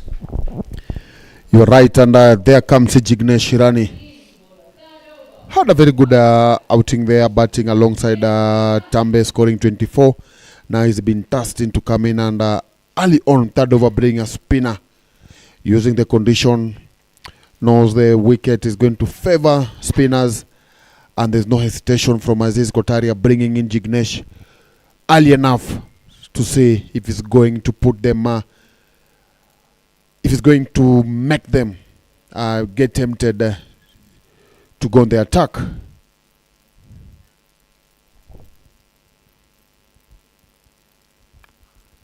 Good shot there from Hiren.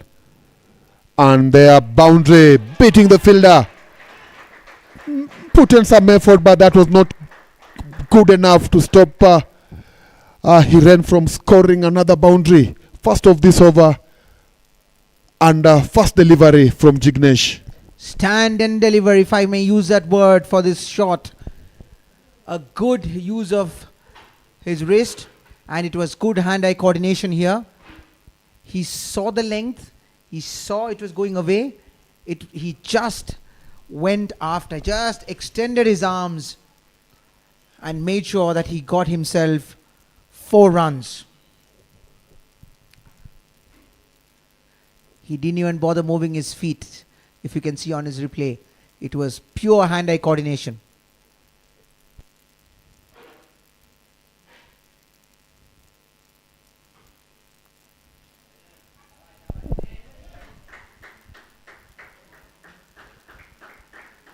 And it's also very interesting and in fact very nice to see that he's playing the ball very late. He's allowing the ball to come on to him. He's not really committing himself to the shot. He realizes that this deck has some extra bounce, and I'm sure he was in a best position to analyze the wicket as he was the keeper of Purple Cap. Oh, sorry, my apology for Hariom Titans. So he had the best seat in the house to see how the wicket was behaving.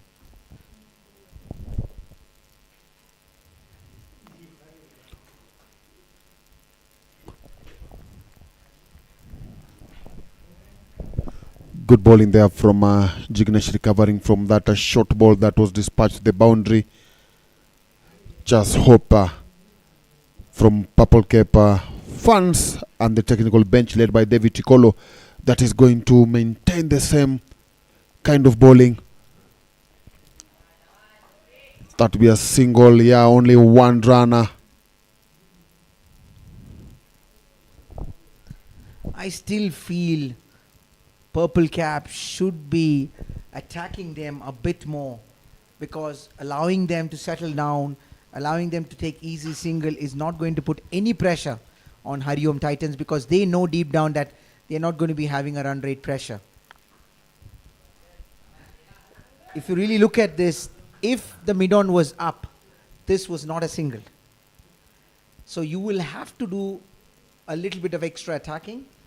This is where the captain will have to go up to the bowler and say, listen, we are not going to let them take those extra singles. We have to attack them so that they are not able to get the scoreboard ticking. You can only expect the batsman to do something silly only when he's put under pressure. This way you're allowing the batsman to just take easy. And having said it, at the same time we've got an inside edge. I'd be interested to see the umpire's signal look like an inside edge from the comm box here.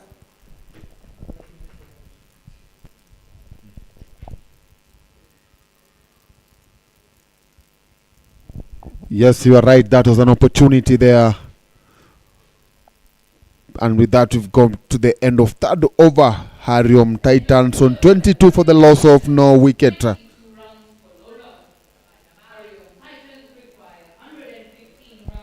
Requiring 115 runs in Nohano, 2 balls.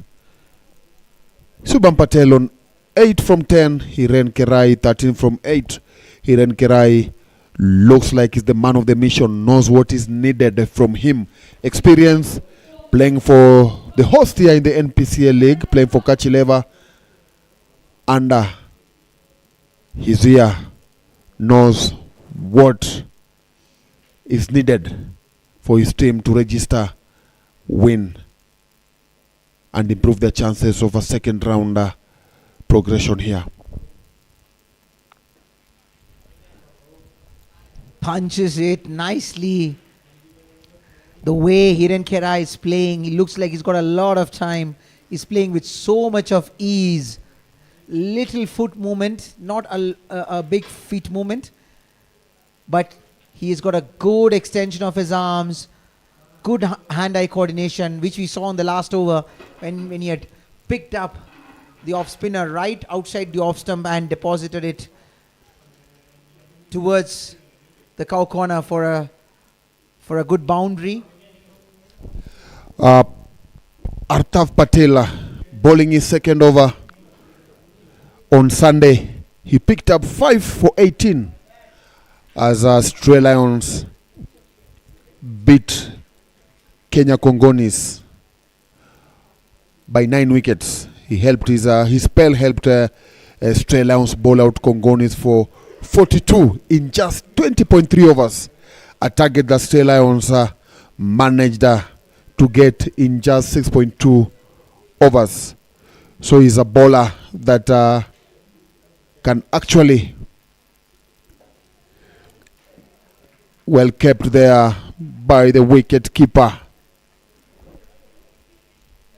White signal by the umpire, and this is where Atharv has to really look back, or look rather into his own bowling and make sure that he does not give them the extras, because he became very expensive giving those extras in the previous game, and his team would be expecting that he would be very consistent, having delivered a first over very nicely.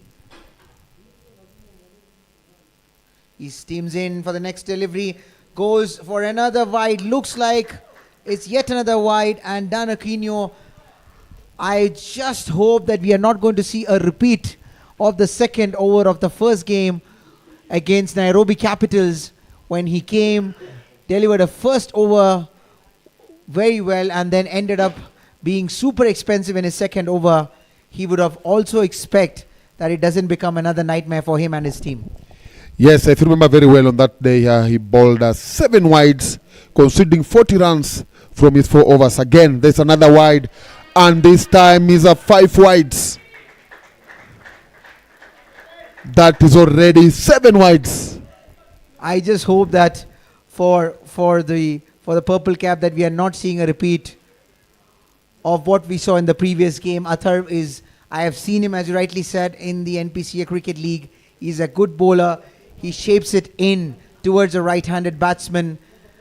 But all he needs, and he's got also, he brings in raw pace, but he needs to get his length right, his line right. Are we seeing a change in the bowling end? I think that I'm sure. Good comeback. I was just about to say, why don't he change his that's better now. He came in and bowled rounder. He came and bowled around the wicket, and that's a very good delivery. Hope that he's going to do the same in the coming balls. And this is what the captain would have walked up to him and spoken to him, and that actually worked for him, and that angles in as a Yorker. Good delivery again. He hits the deck, angles it in, and makes sure it's a dot ball. So he's come back well, and his captain would be seriously hoping that he finishes off the next 2 deliveries in a good manner, so that they're able to keep the Hariom Titans quiet during the power play. Plays for Surya Cricket Club in Pune, India.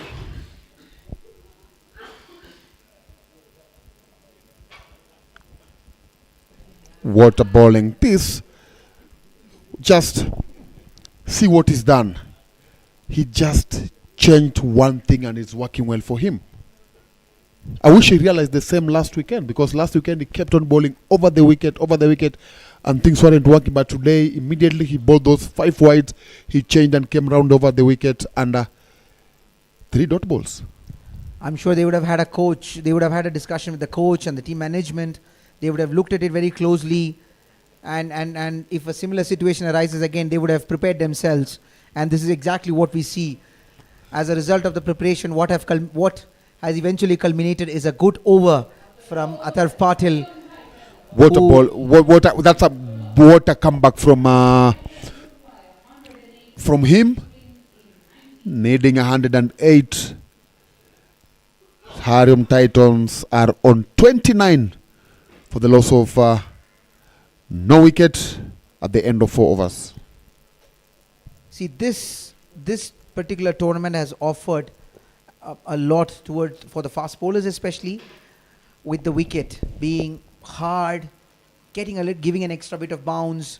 That has always helped the fast bowlers. I mean, if you've seen, that's how Mahendra Shiani was bowling so well today. We saw Raj Pudia bowling a fantastic spell in the first game, and even all the fast bowlers who've prospered in this tournament, they've hit the length, they've hit the deck, gotten the extra bounce, hurried the batsmen, surprised the batsmen, or rather deceived them, and eventually they've got the results. Outside the off stump, some room offered. Shubham Patel was quick to latch on to it, drives it hard, and it sails past the boundary for 4 runs. That's the first boundary for Shubham Patel done. Yes, you are right. He's been watching as the action was unfolding here from Hiren Kerai, and that boundary gets him on to 12 runs. Again opening up his arms, and another boundary. This is not great bowling, especially having bowled a similar line and having suffered a mighty blow from Shubham, and knowing that Shubham is quite strong in that area. It was not a great decision or a wise decision to attack the same area. And unfortunately, not the case for Nilakash Tambe and for Purple Cap. Yet another 4 runs, however, for Shubham Patel, and Purple Cap and Hariom Titans would take it gladly. Now he's on the money now. He decides that he has to come in towards his pads, and this is exactly what he did. Similar delivery again, and a quick single stolen by the batsman. I like how the bowlers are able to adjust. Tambe came in and quickly gave away 8 runs of bowling poor length and poor line. He came in, and we could see now, and also previous bowler. So it's good to see that the bowlers are able to adjust quickly. You have no time to try out something. Good shot.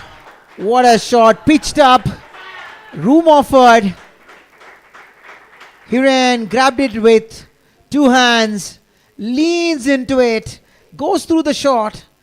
Lofty blow between long off and extra covers. Yet another 4 runs. So far this over has been extremely expensive. 13 runs already scored with 1 ball remaining. Gets another single. 14 runs of this over.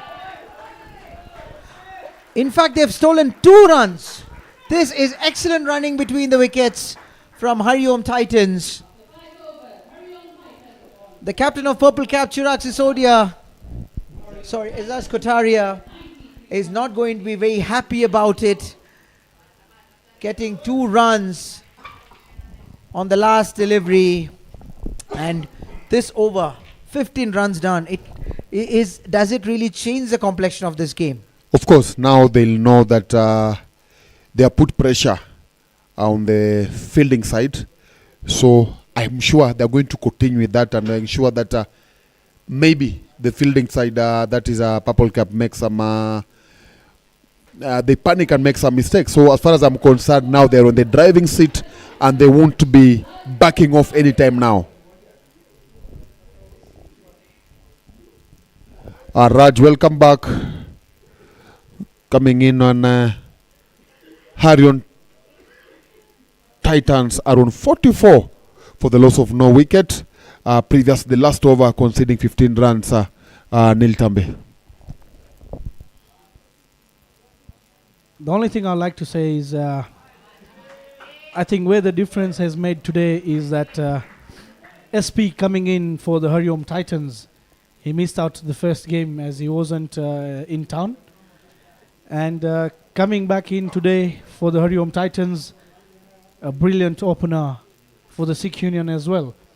And being a left-handed batsman, it's the lefty-righty combination that has made the bowling of the Purple Cap a bit uncertain due to the lefty-righty combination, because you need to bowl on different lines and length to each and every batsman.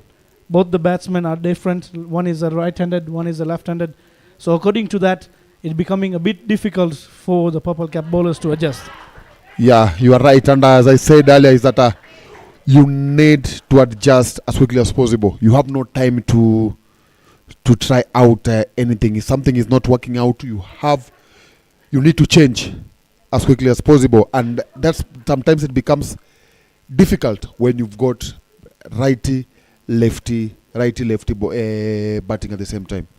Exactly. And at times we've also been coached in a certain way to say that at any given situation like this, just go back to your basics.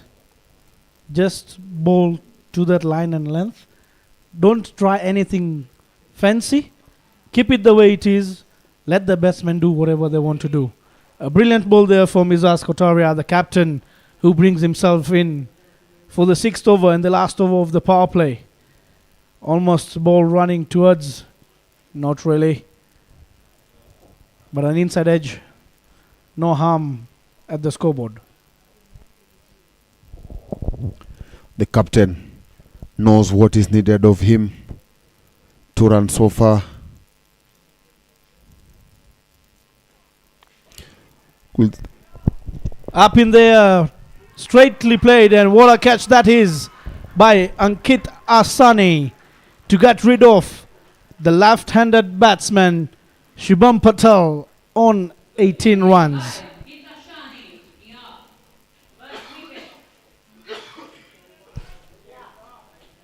Dan, what you could see from this ball is you can see there was a bit of change of pace.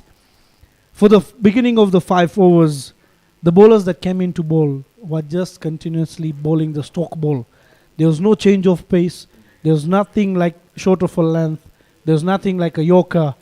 And what we see with the experience of Izaz, coming in for his first over, tries to bowl a fuller. This is now making the batsman think of what the next ball is going to come up. Yeah, that's what experience does. And personally, I don't think... I don't see the reason why Shubham had to panic.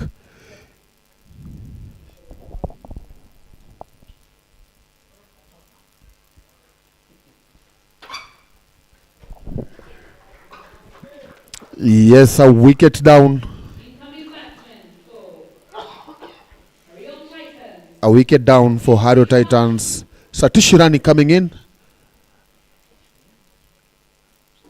Sikh Union player goes out. Sikh Union player comes in. Left-hander goes out, right-hander comes in.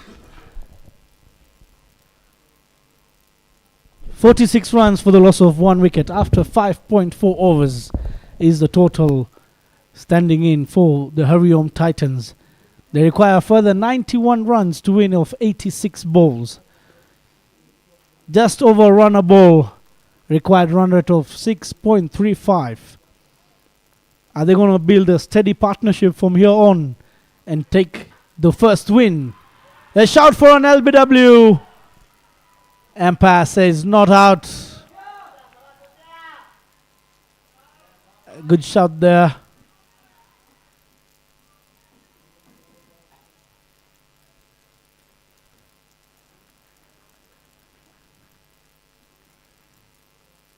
Looking at the replay, looks like the ball is going to drift on the leg side. Could have been a tough decision, but all in all, it's what the umpire says. What a ball that is, an out-swinging delivery. And what an over from the captain of Purple Cap. Just giving out 2 runs and picking up the wicket.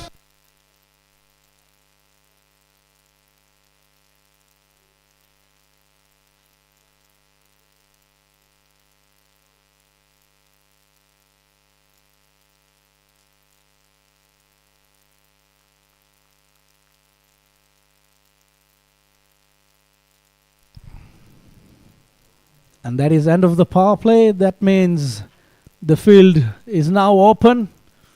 5 fielders can be outside the 30-yard mark. In comes to bowl for the Purple Cap is the youngster from the Kachileva team. A left-arm spinner, Sachin Siani.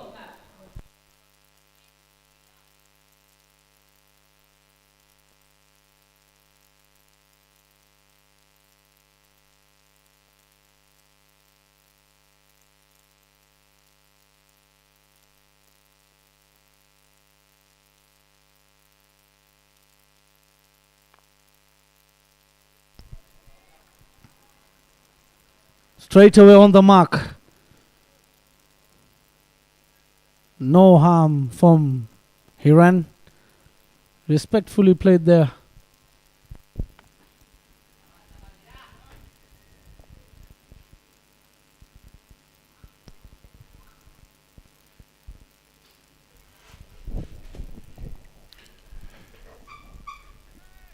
Prior to this match, Raja, we've got 387 dot balls having been bowled, so which means that the course of the the Kachileva program has so far managed to get 387 trees that will be planted around, and 13 dismissal catches, and stamping has only been 3. What do you take about the number of dot balls? So looking at the number of dot balls, you said 387 in a period of 4 games. So that's just over 80 dot balls per match. And we're going to play a total of 31 games. So that is almost nearly 3,000 trees that shall be planted at the end of this tournament. Yeah, that's a thing. That's a good analysis, Raja. So which just tells you that the tournament is going to make have an impact on the nature. One thing also that Raj, I wished could have happened is that as we see people putting on purple cap and orange cap, how I wish we had a green cap for whoever has many dot balls in the tournament. I'm sure it's not very late, and that's something that as you play, somebody just knows that one is the bowler that has really bowled and has contributed to the nature. Definitely a good point to be picked there. And we'll try and see how much of an effort we can do there and try and get the green cap in action for this tournament. Yeah, because if somebody, as much as we're fielding, people are happy with you. They feel like that whoever is fielding there, whoever is playing, has really contributed in the planting of trees in the country. Because we've seen the batters being acknowledged as the match goes on. And the bowlers also with their wickets are being acknowledged. So it would be a bad idea having dot balls. Yes, Azaz Kotaria coming into ball is second, having conceded 2 runs in his first over and a wicket, a big wicket of Shubham Patel.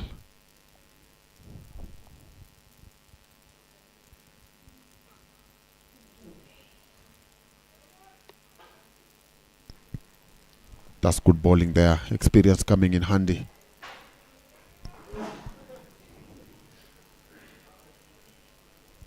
Umpire just So far, with the number of balls that Satish has played, he's struggling to get the bat on ball, and that is what Izaz is making sure that he is trying to give as many dot balls as possible, trying to take the run rate up for the Hariom Titans.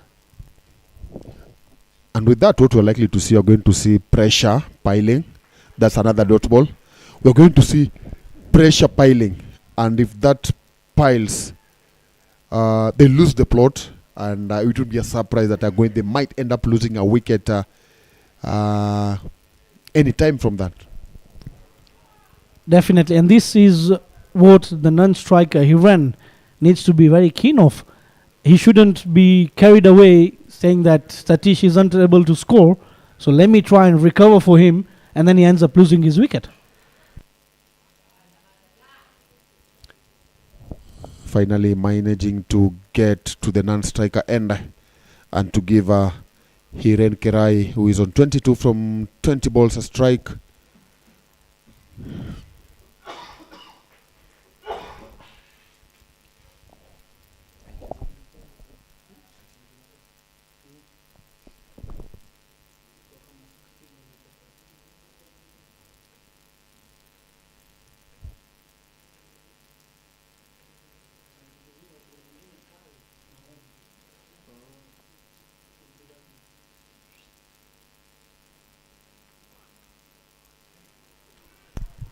Down the leg side, and it's a signal of a wide.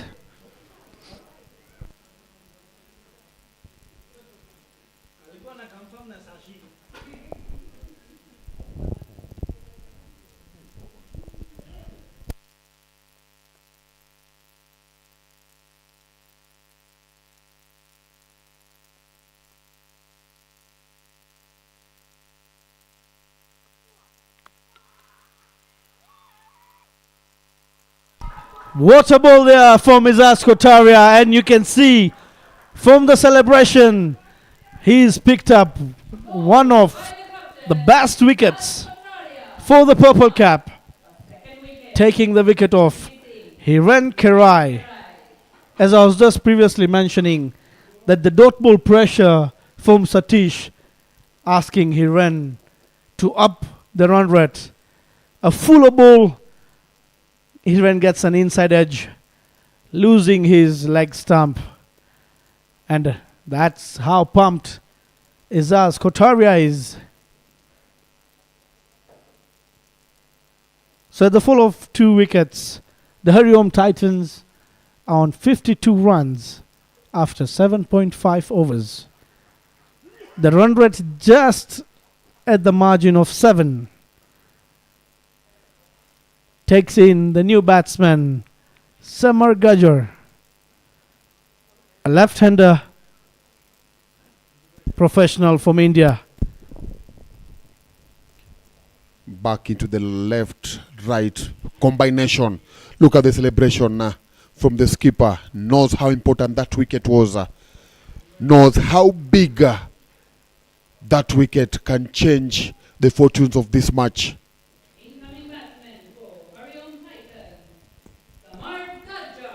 So far, a brilliant over once again from Izaz. The first over, he gave out 2 runs, picked up the wicket of Shubham. This over, he's given out 2 runs and picked up the wicket of Hiren with 1 ball to come. Experience coming into handy here. Samagaja.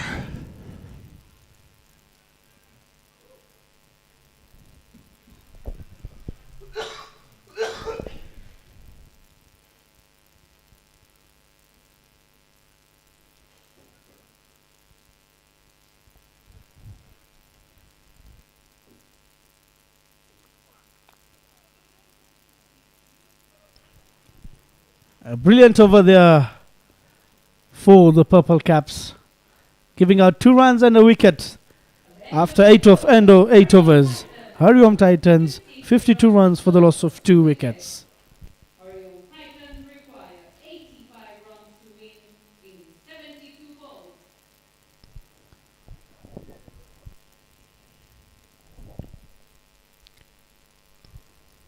Summary so far: Hiran Kerai 22 of 21 and Shubham Patel 18 of 22.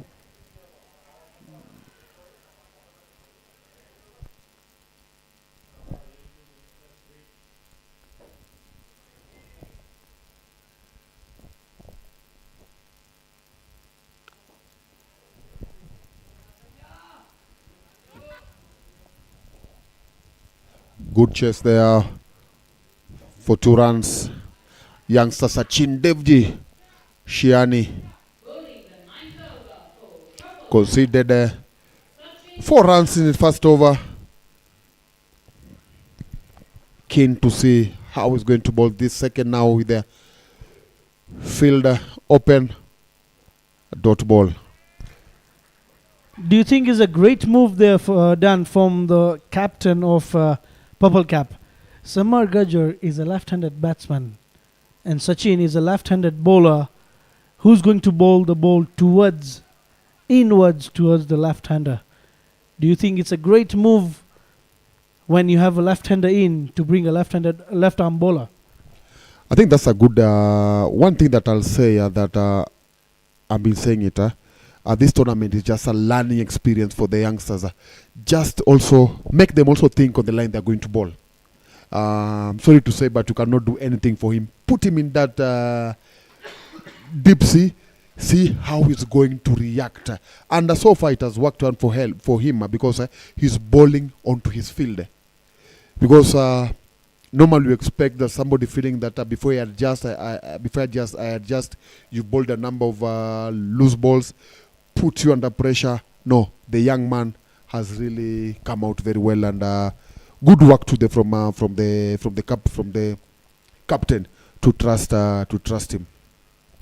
For sure, definitely, and you can see that the experience that the captain brings in for the team at the rightful time, bringing the rightful bowlers. And look at the way he just bowls. He's maintaining his line and length, asking the batsman to do much of what is required. However, good running between the wickets. 2 runs easily taken there by the pair of the Hariom Titans. I think the fielders took it easy there. Thought it was one, and the fielder didn't put a pressure. Last ball from Sachin of this over.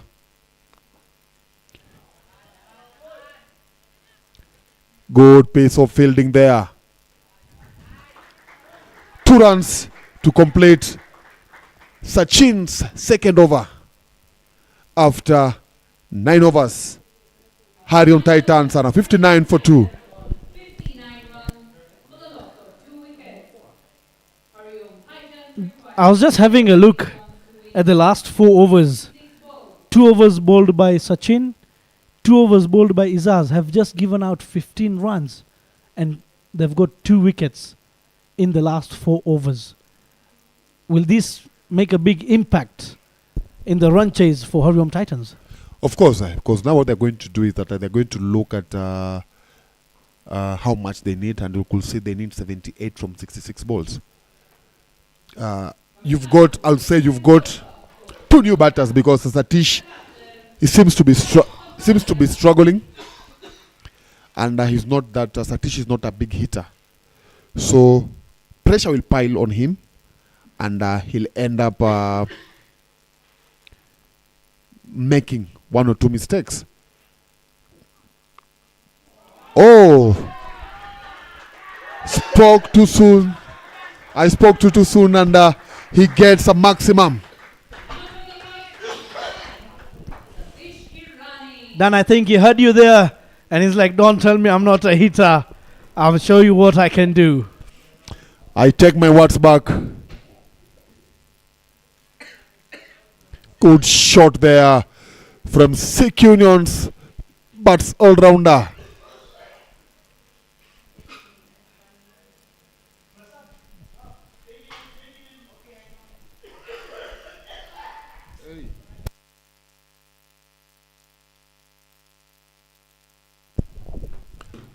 Prasad, welcome back. 65 for 2, just into the 10th over. They need 72 from 65 balls. What a surprising shot there from Satish Irani. Up to now, the ball is yet to come back. Well, it sounded to me that he wants to have some fireworks here in the stadium. That was a good shot, good reflection, good reflex, right? The ball was drifting down towards his leg side and he made no mistake. Nicely flicked all the way into the river, and I saw Paul and Jere running down with a set of balls. So the ball will be changed right now as Satish Irani has deposited one of it straight up the river. So Azaz Kotaria, the captain, continuing. Satish Irani decided to take him on. He's attacked him the first ball of the over, which means they can actually still make it a good over by getting singles and runs in the remaining five deliveries. Then we've always seen that even in international cricket these days, when you want to attack a bowler, you try to attack the first delivery. Because when you get a boundary or a 6 of the first delivery, you still, even if you manage to get the 5 extra singles in the remaining 5 balls, you still get about 11 runs in an over. Yes, you are right. Already now, as you said, already 7 runs from just 2 balls. You are getting the bowler on the back foot, and also for the batsman, it eases that pressure on your side, because now they are into just past 7 runs and over. Good shot there, but only a single. Yeah, they are just past 7 runs mark for the run rate. Required now is 6.67, and they are scoring at 7 runs and over. So they are into the match. The elegance of a left-hander coming into the equation. It's always a pleasure to watch lefties. Reminds me of the great Saurav Ganguly, the way he used to pierce the covers, pierce your offside. You might have 7 fielders or 6 fielders on the offside. He'll still manage to get a boundary. It gives me the way the straight drive was played on, gives a great reminiscence of how the great Saurav Ganguly used to play.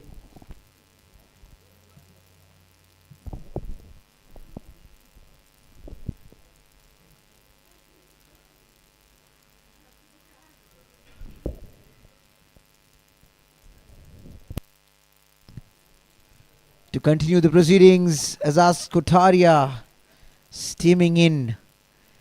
So far he's managed to keep things quiet for Hariom Titans, with the exception of the 6 from Satish Irani.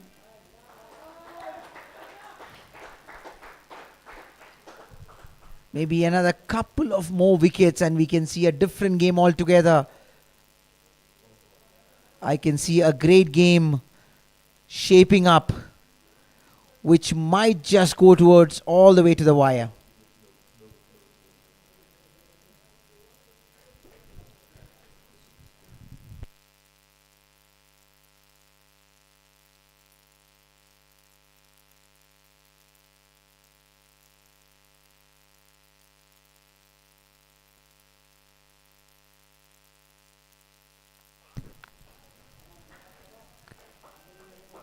That was a quick run stolen there, and that brings us to the end of Azaz Kotaria's over, and that would be strategic timeout. At the end of 10 overs, the Hariom Titans are 71 for the loss of 2 wickets. They need 66 runs in the remaining 60 deliveries, and as of now, the game is well poised.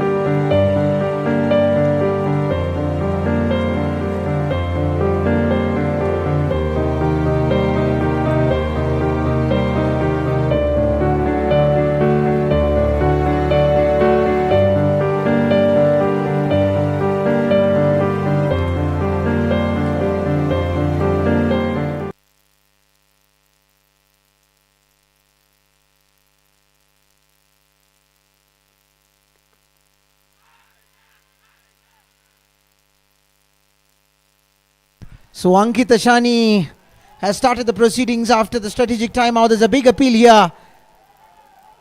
This has got even the crowd encouraged. They are shouting and yelling from outside. Big appeal here, big shout for a caught behind, but the umpire clearly not interested. The experience of Shashikant Sangani coming into play clearly seems to be not interested.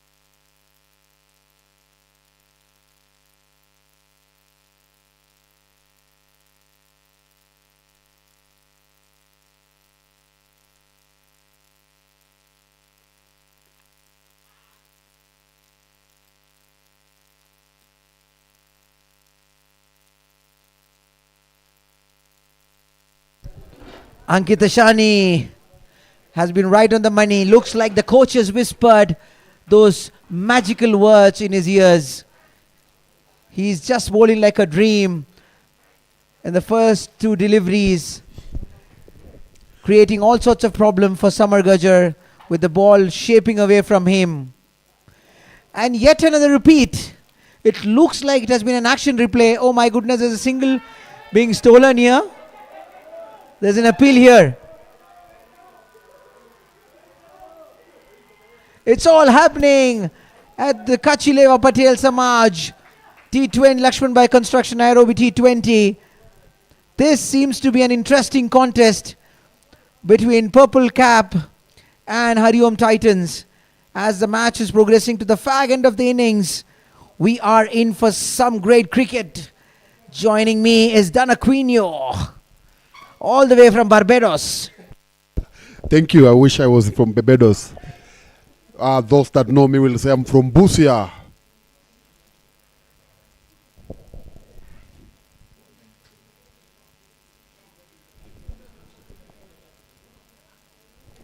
Yeah, as you're saying, it's all happening here. Second inning of the match between Hariom's Titans and Purple Cap. So currently 72 for 2, requiring 65 from 57 balls. A batsman in the crease is Atish Irani on 14 from 16, and Samagaja runner ball 9. It's just a span of 2 balls. We've seen some drama here. A call for a caught behind, which the umpire said not out, and then we had a run out attempt here. Once again, square leg umpire saying not out, but as we speak now, one of the players is just seeking some medical attention. On your screen, the two umpires, Mokana and Shantilal, having a chat with Ankit Ashani. Shashikant, sorry, beg your pardon, who is on talking to Ankit Ashani, who was just conceded 10 runs from 9 deliveries. Good bowling from the youngster. Satish Irani back on strike. What would he be doing? Would he continue nudging those singles, taking singles and milking the bowling, or will he go for the dangerous lofted shots that he loves to play? He manages to get himself a single and gets past strike. Brings Samar Gajjar, who doesn't look very comfortable playing Ankit Ashani this over. He has been disturbing him, especially with his unique action and shaping the ball away from the righty. In fact, I beg your pardon, the left-handed batsman.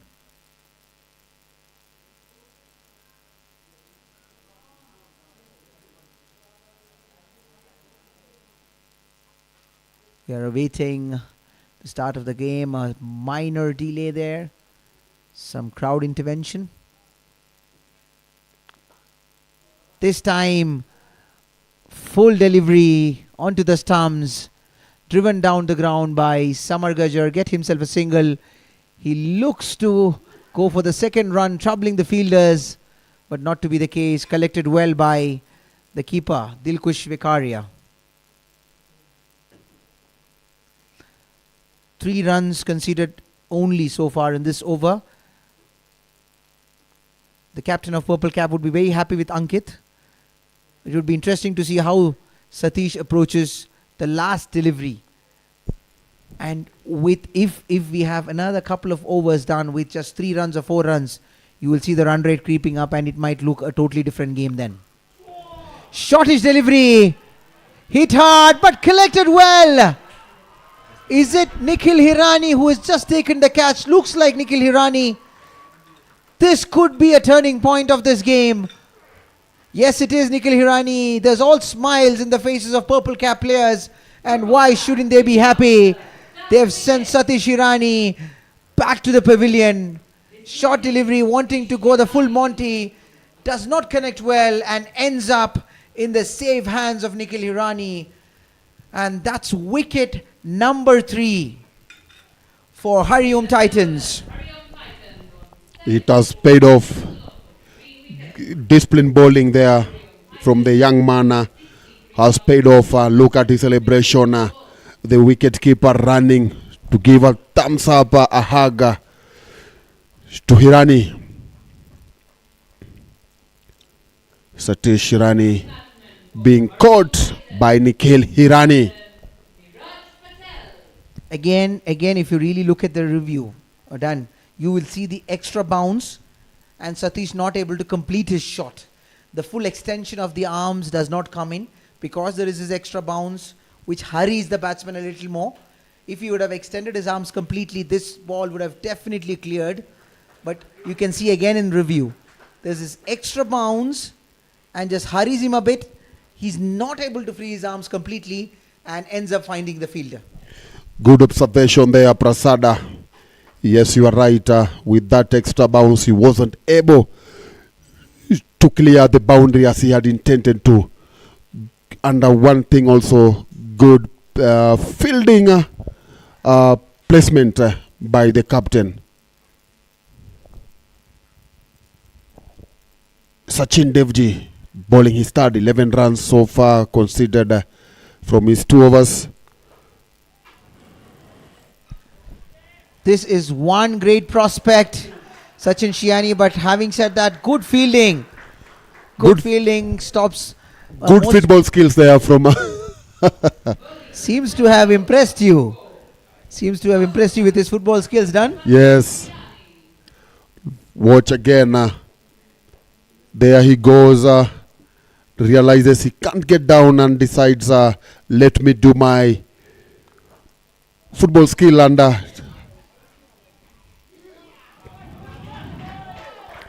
that wasn't what was required.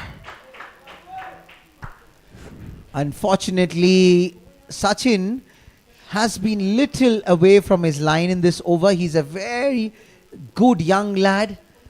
Good head above his shoulders. Great prospect for Kenyan cricket. This boy has certainly impressed me with his skills in terms of the recently concluded NPL tournament. How he's been doing well for the Division 1 team of Kachileva Patel Samaj. Sachin, that's yet another shot. This over doesn't seem to be working for Sachin Shiani. And Samar decides to go for the charge. Lefty batsman going for the charge. We can see a little replica of how Nitin Arvind yesterday went after Yash Chavan. But eventually, Yash seems to have had the last laugh.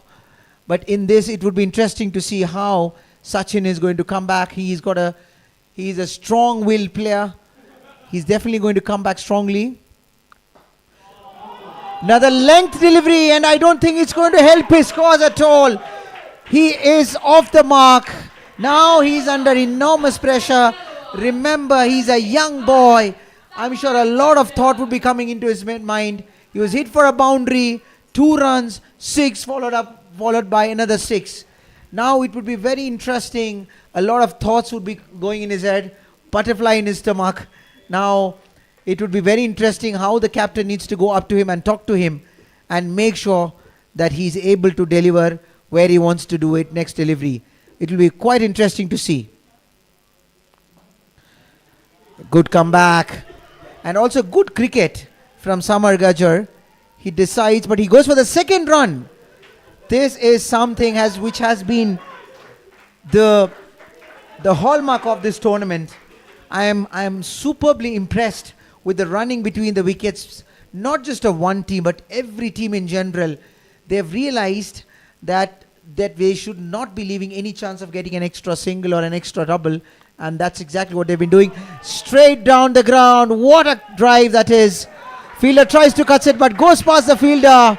Yet another 4 runs. Very, very, very expensive over done in the context of the game.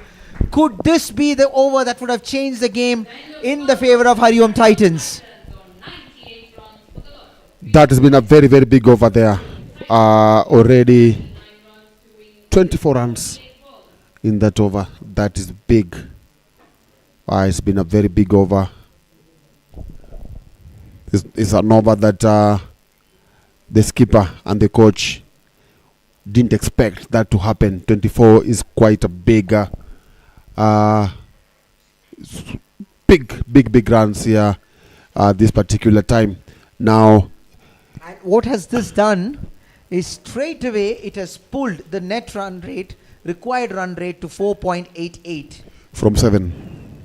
Absolutely. And this has completely sucked up the pressure from Hariom Titans. And Samar Gajjar looks quite set. He's playing a fantastic, great cameo here. 34 runs from 16 delivery. What a cameo he's been playing. And this invariably reduces the pressure on Neeraj Patel, who nudges the ball, takes a leading edge, but there's no slip in plays. By the time the third man cuts it, it would be yet another single added to the total of Hariom Titans. They are just almost approaching the 100-run mark with just 1 run behind. Yes, now, again, that leaves me the question, asking myself a question of what is the safest score if you bat first? Well, in the context of the game that happened yesterday, I did tell you 152 runs were chased comfortably in 18 overs by the chasing team. Now, you're seeing here again that the chasing team seems to be having the upper edge here. And all the other teams watching, their captains, their coaches and the management are going to be extremely encouraged and motivated to chase. Yeah, with that comes up 100 mark for Hariom Titans, needing 37 from 46 balls. Neeraj Patel facing his second ball.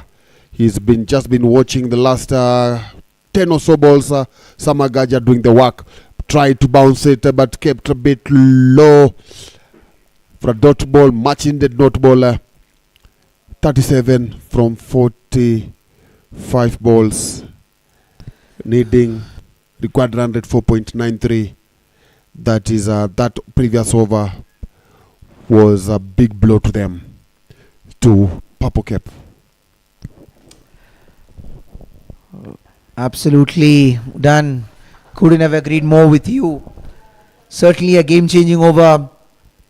Unfortunately, not the greatest of days for Sachin Shiani, but he's a young lad. He definitely is going to be learning from this, and he's going to come back stronger. We've always seen him delivering for his captain. It's a rare failure, if I have to put it that way, from the young Sachin Shiani. Unfortunately for the Purple Caps, they do not have the cushion of extra 15-20 runs that they would have expected to get. the way they were cruising at one stage. Quick wickets in quick succession and falling of partnerships, and great bowling from Mahendra Shiani made sure that they restrict the purple cap to less than 150. I think the dismissal of the skipper and Tambe came in at the wrong time. At least the keeper got out maybe 2 overs early. Had he stayed there, then we will be talking about something different. But all in all, as you said, kudos to the bowlers from Hariom Titans. Bowlers done with 13 overs. Hariom Titans are on 102 for 3. Look at the wagon worm. Look at the worm creeping up, the blue worm going above the orange one as they are approaching the fag end of the innings. If you look at it, they've not lost. The blue team has lost 3 wickets more. A wicket more because at this particular time, after 13 overs, Purple Cap had lost about 2 wickets.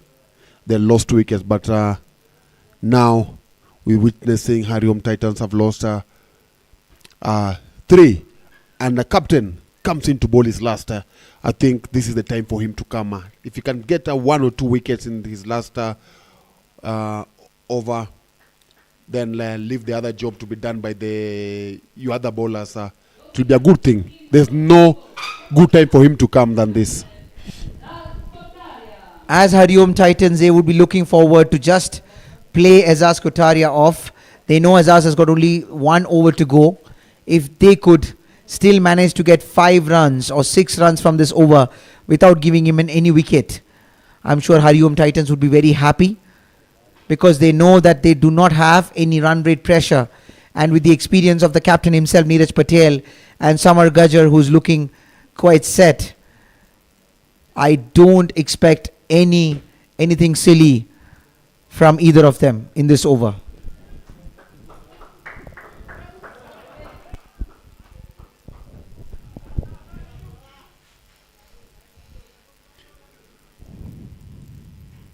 Putting pressure, and Kate being put on pressure there, but lucky they only managed to get a single.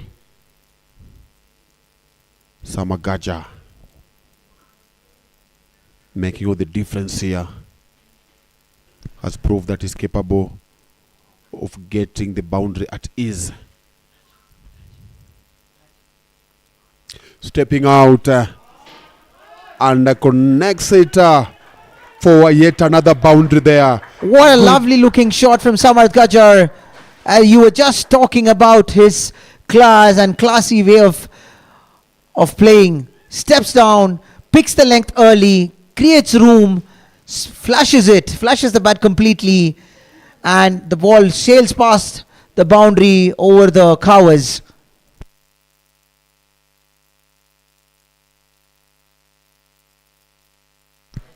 Samarth Gajjar is a professional player. He plays for the Kachileva A team,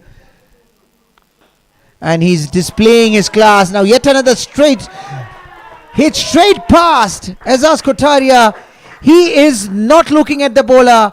It doesn't matter to him if it's Azaz Kotaria or Mitchell Johnson. He's just going to go after the bowling.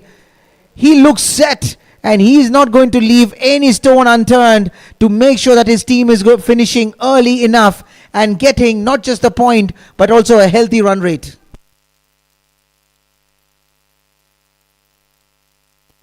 You are right, with the tournament of 8 teams, you expect that time will come when the run rate will come in handy. And so for him, he knows that, and the ball stops on him a little bit. This is exactly what Raj was mentioning earlier, the change of pace, the not just bowling your stock deliveries, trying to use the variations, trying to mix your slower deliveries, mix the cutters, and this is exactly what Azaz has done. He's done quite well for his team in the first 3 overs, but some great hitting and great batting by Samar Gajjar has spoiled the figures for Azaz Kotaria in this over.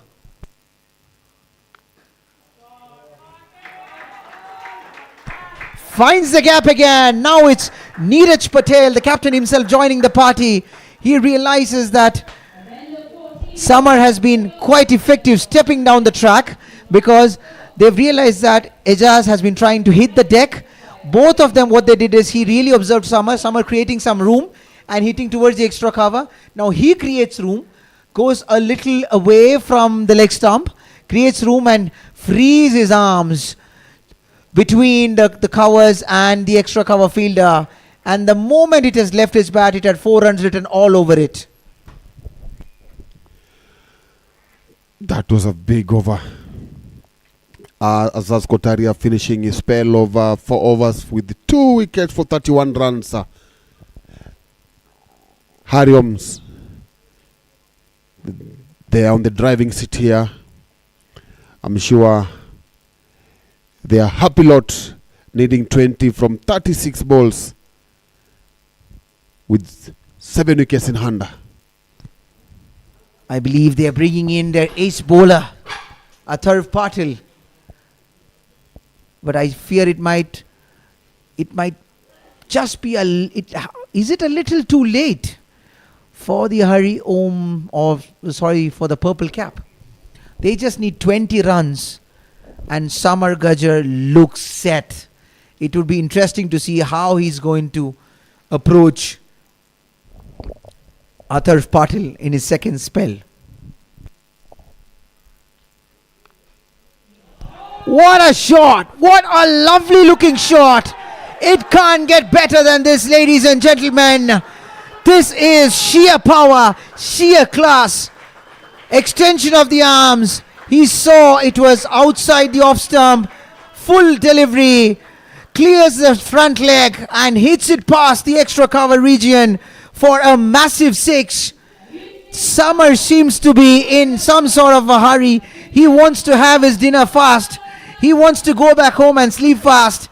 He is entertaining the crowd here. The crowd in the stadium has come live. This man, Samar Gajjar, what a cameo. As we speak, he goes after the bowling again.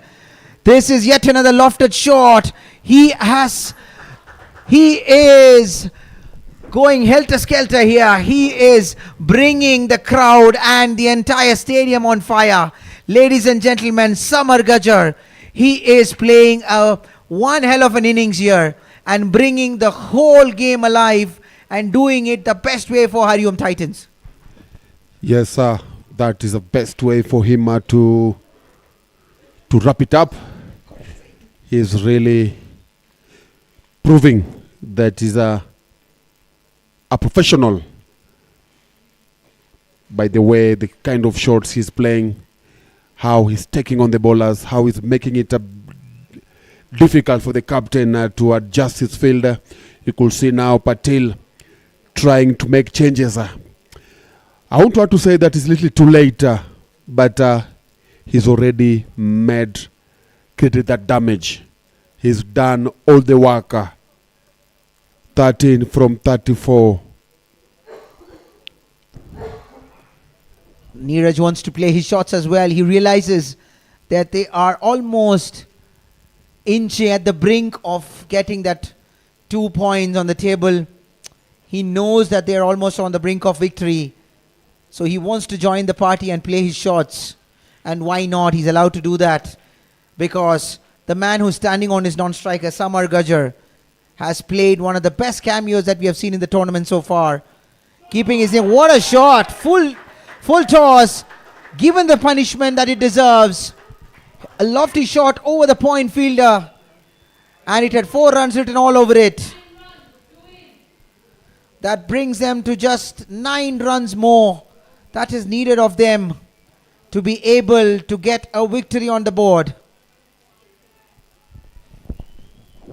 Good piece of fielding by the fielders outside the boundary. At least it just shows that they're really enjoying the match and they've remained attentive.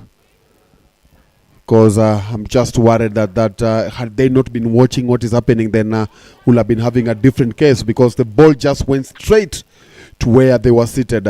So good piece of fielding from the spectators there. See, this is the reason I see this game has moved on the way it has. is because Hariom Titans have always built partnership. They've never lost too many wickets. They always made sure that they were building those smaller partnerships, which was not the case. Steps out, trying to hit it over the extra cover fielder. White signals the umpire. This over has already been another expensive over. 12 runs from this over.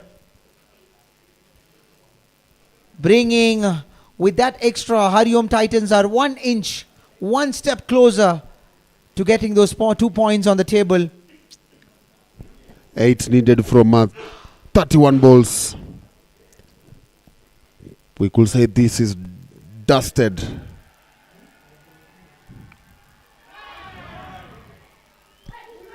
A big heave. Gets an edge. Goes towards the third man who comfortably collects it. And that brings us to the end of 15 overs. Score moves to 130 runs for the loss of 3 wickets. Hariom Titans needing only 7 more runs from 30 balls.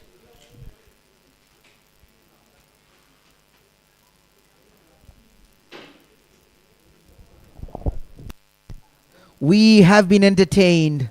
The crowd has been entertained to some exuberant, belligerent batting from none other than Samar Gajjar. Ladies and gentlemen, what an entertainment, what an entertainer he has been this evening at the iconic venue of Sri Kachileva Patel Samaj Cricket Ground. Nilakash Tambe coming into ball is second.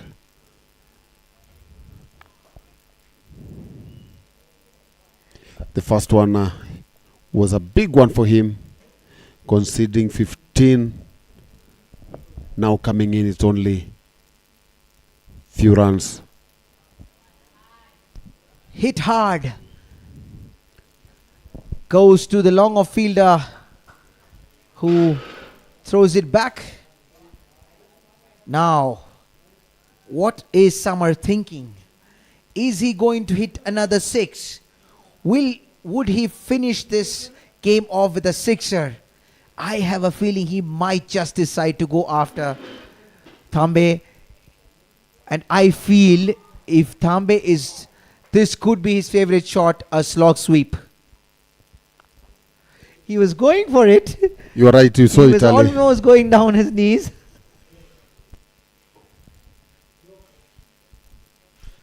But he just did not find enough room to go after it. Tambe realizes that he might go for the slog sweep. Darting is in, hitting it. And if you realize, he's not bowling like an off spinner. He's holding to his seam, bowling like a slow medium pacer, bringing it in, not giving any room to Samar Gajjar to hit him for a 6. He knows what Gajjar is capable of doing, and just trying maybe to delay the end of conclusion of this match. But it's a single there, almost a miss fumble there. We're getting us into 4 runs from 25 balls. Will he finish with a 4? Will he hit a 6? Will he take a single? Lots of permutations and combinations right now. Foolish delivery. He goes for the slog sweep. Interesting to see. Will it go all the way? Unfortunately, not to be the case. He finds the fielder. And unfortunately, Samarth will have to walk back. What has happened? The fielder is not celebrating. Is it? He knows it's little too late, and that's why he feels that there's nothing to celebrate about it, about that wicket. He knows he fails the damage that Gajjar has created to them, and so he feels that actually there's nothing to celebrate about.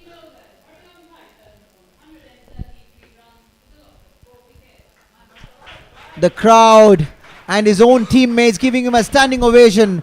Why not? He deserves every bit of it, ladies and gentlemen. What a cameo from Samar Gajjar. He has brought the crowd alive. He has brought the whole stadium alive with a flurry of shots from his side. He's hit across extra covers. He's hit straight past the bowler. He's hit towards the mid-wicket. If you run his wagon wheel, you can see him playing shots all around the ground. He's entertained the crowd and he deserves every bit of standing ovation from his team. If it has to be one player who's thoroughly entertained the whole day, it has to be Samar Gajar. Vishal Bujani is the batsman number 6.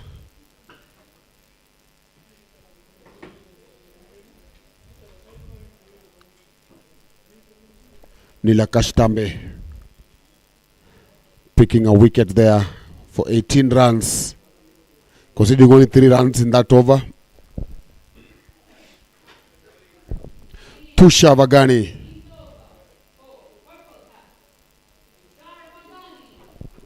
always smiling, always a happy man.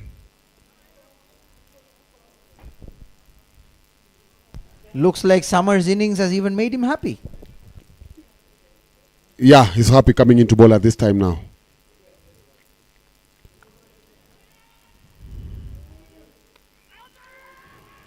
An appeal here.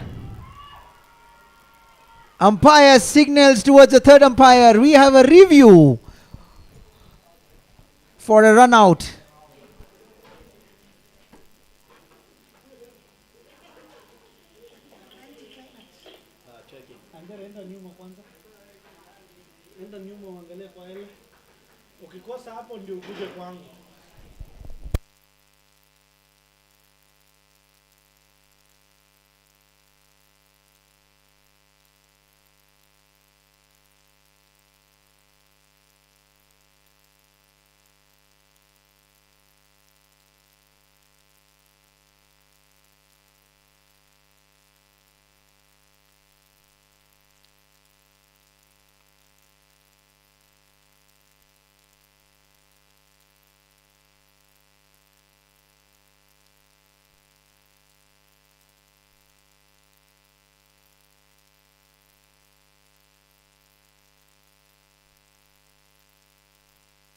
The decision has been made. From your screen you could see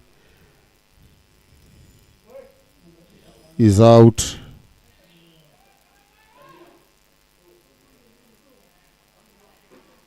The umpire has given, the decision has been made. It is out without even facing a ball. Unfortunately, Vishal Bujani will have to walk back, take a long walk back to his pavilion. Some great fielding from Ankit Ashani. Good collection and followed up with a good throw. And unfortunately, Vishal will have to walk back to his pavilion. And that brings in Krish Haria, the next batsman. Purple Caps making it difficult for Hariom Titans Dan to score the final 4 runs. Hi, I wish this match can give us a different turn here. They are just hoping that they're going to get 5 wickets.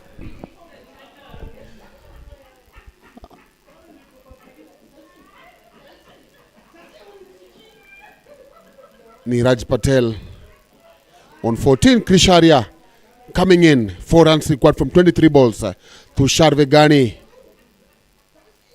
yet to consider runner.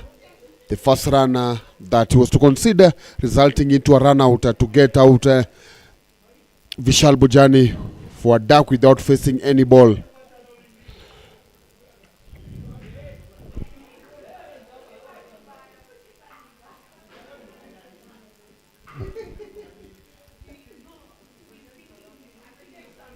Krish Haria, young lad, plays for the Swami Bappa team. Great fielder. Good thinking head above his shoulders. Tries, always likes to play down, hitting those 1s and 2s. Good running between the wickets. Good fielder. Earlier he had taken good couple of catches you've seen. He's a handy off spinner too. Room offered, tries to slash it. Unfortunately goes straight to the fielder. But I don't think at this point in time there would be any amount of panic in the dressing room of Hariom Titans. They know they are well poised. They've got almost 5 wickets in hand. All they need to do is just to get the single. It's skied it up. Lucky enough, it went past the slip fielder. That's a single, and that brings Neeraj Patel, the experienced Neeraj Patel, who's already on 14 runs from 13 deliveries. He would like to finish this off. Tushavegani bowled so well, conceding only 1 run in this over. Would the captain be contemplating as to why did he not bring him early?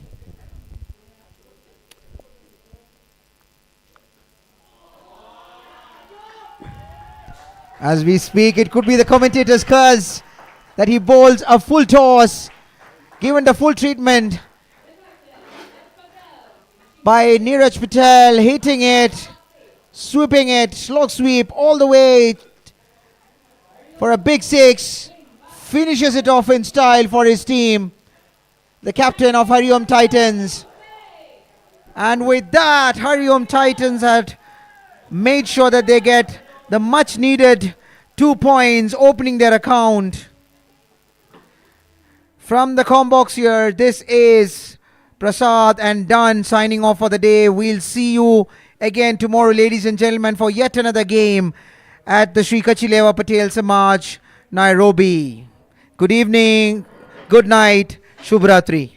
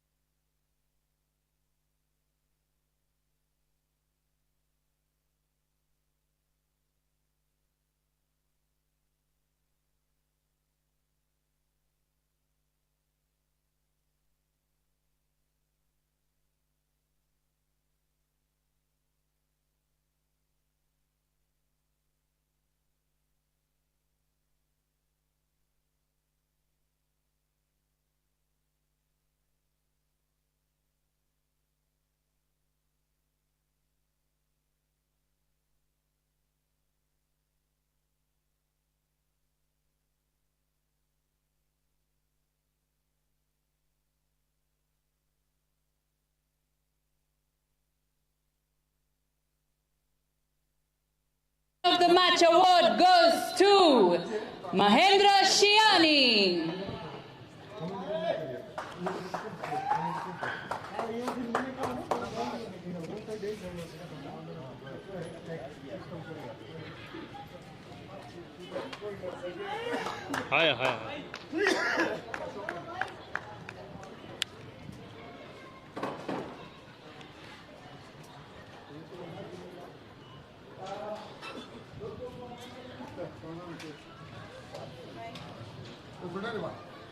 The highest number of sixes in this match goes to Samar Gajjar.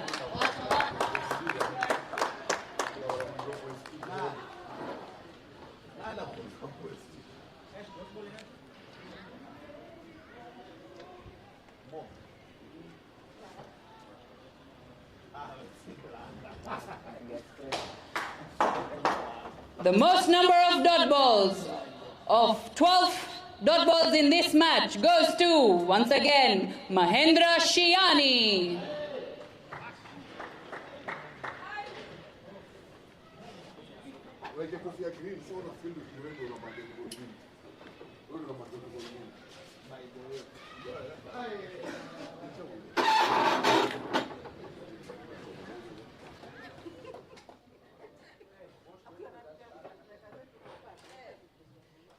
Thank you, ladies and gentlemen. Join us tomorrow for match number 6 between HH Swami Bappa and Nairobi Capitals at 7 p.m.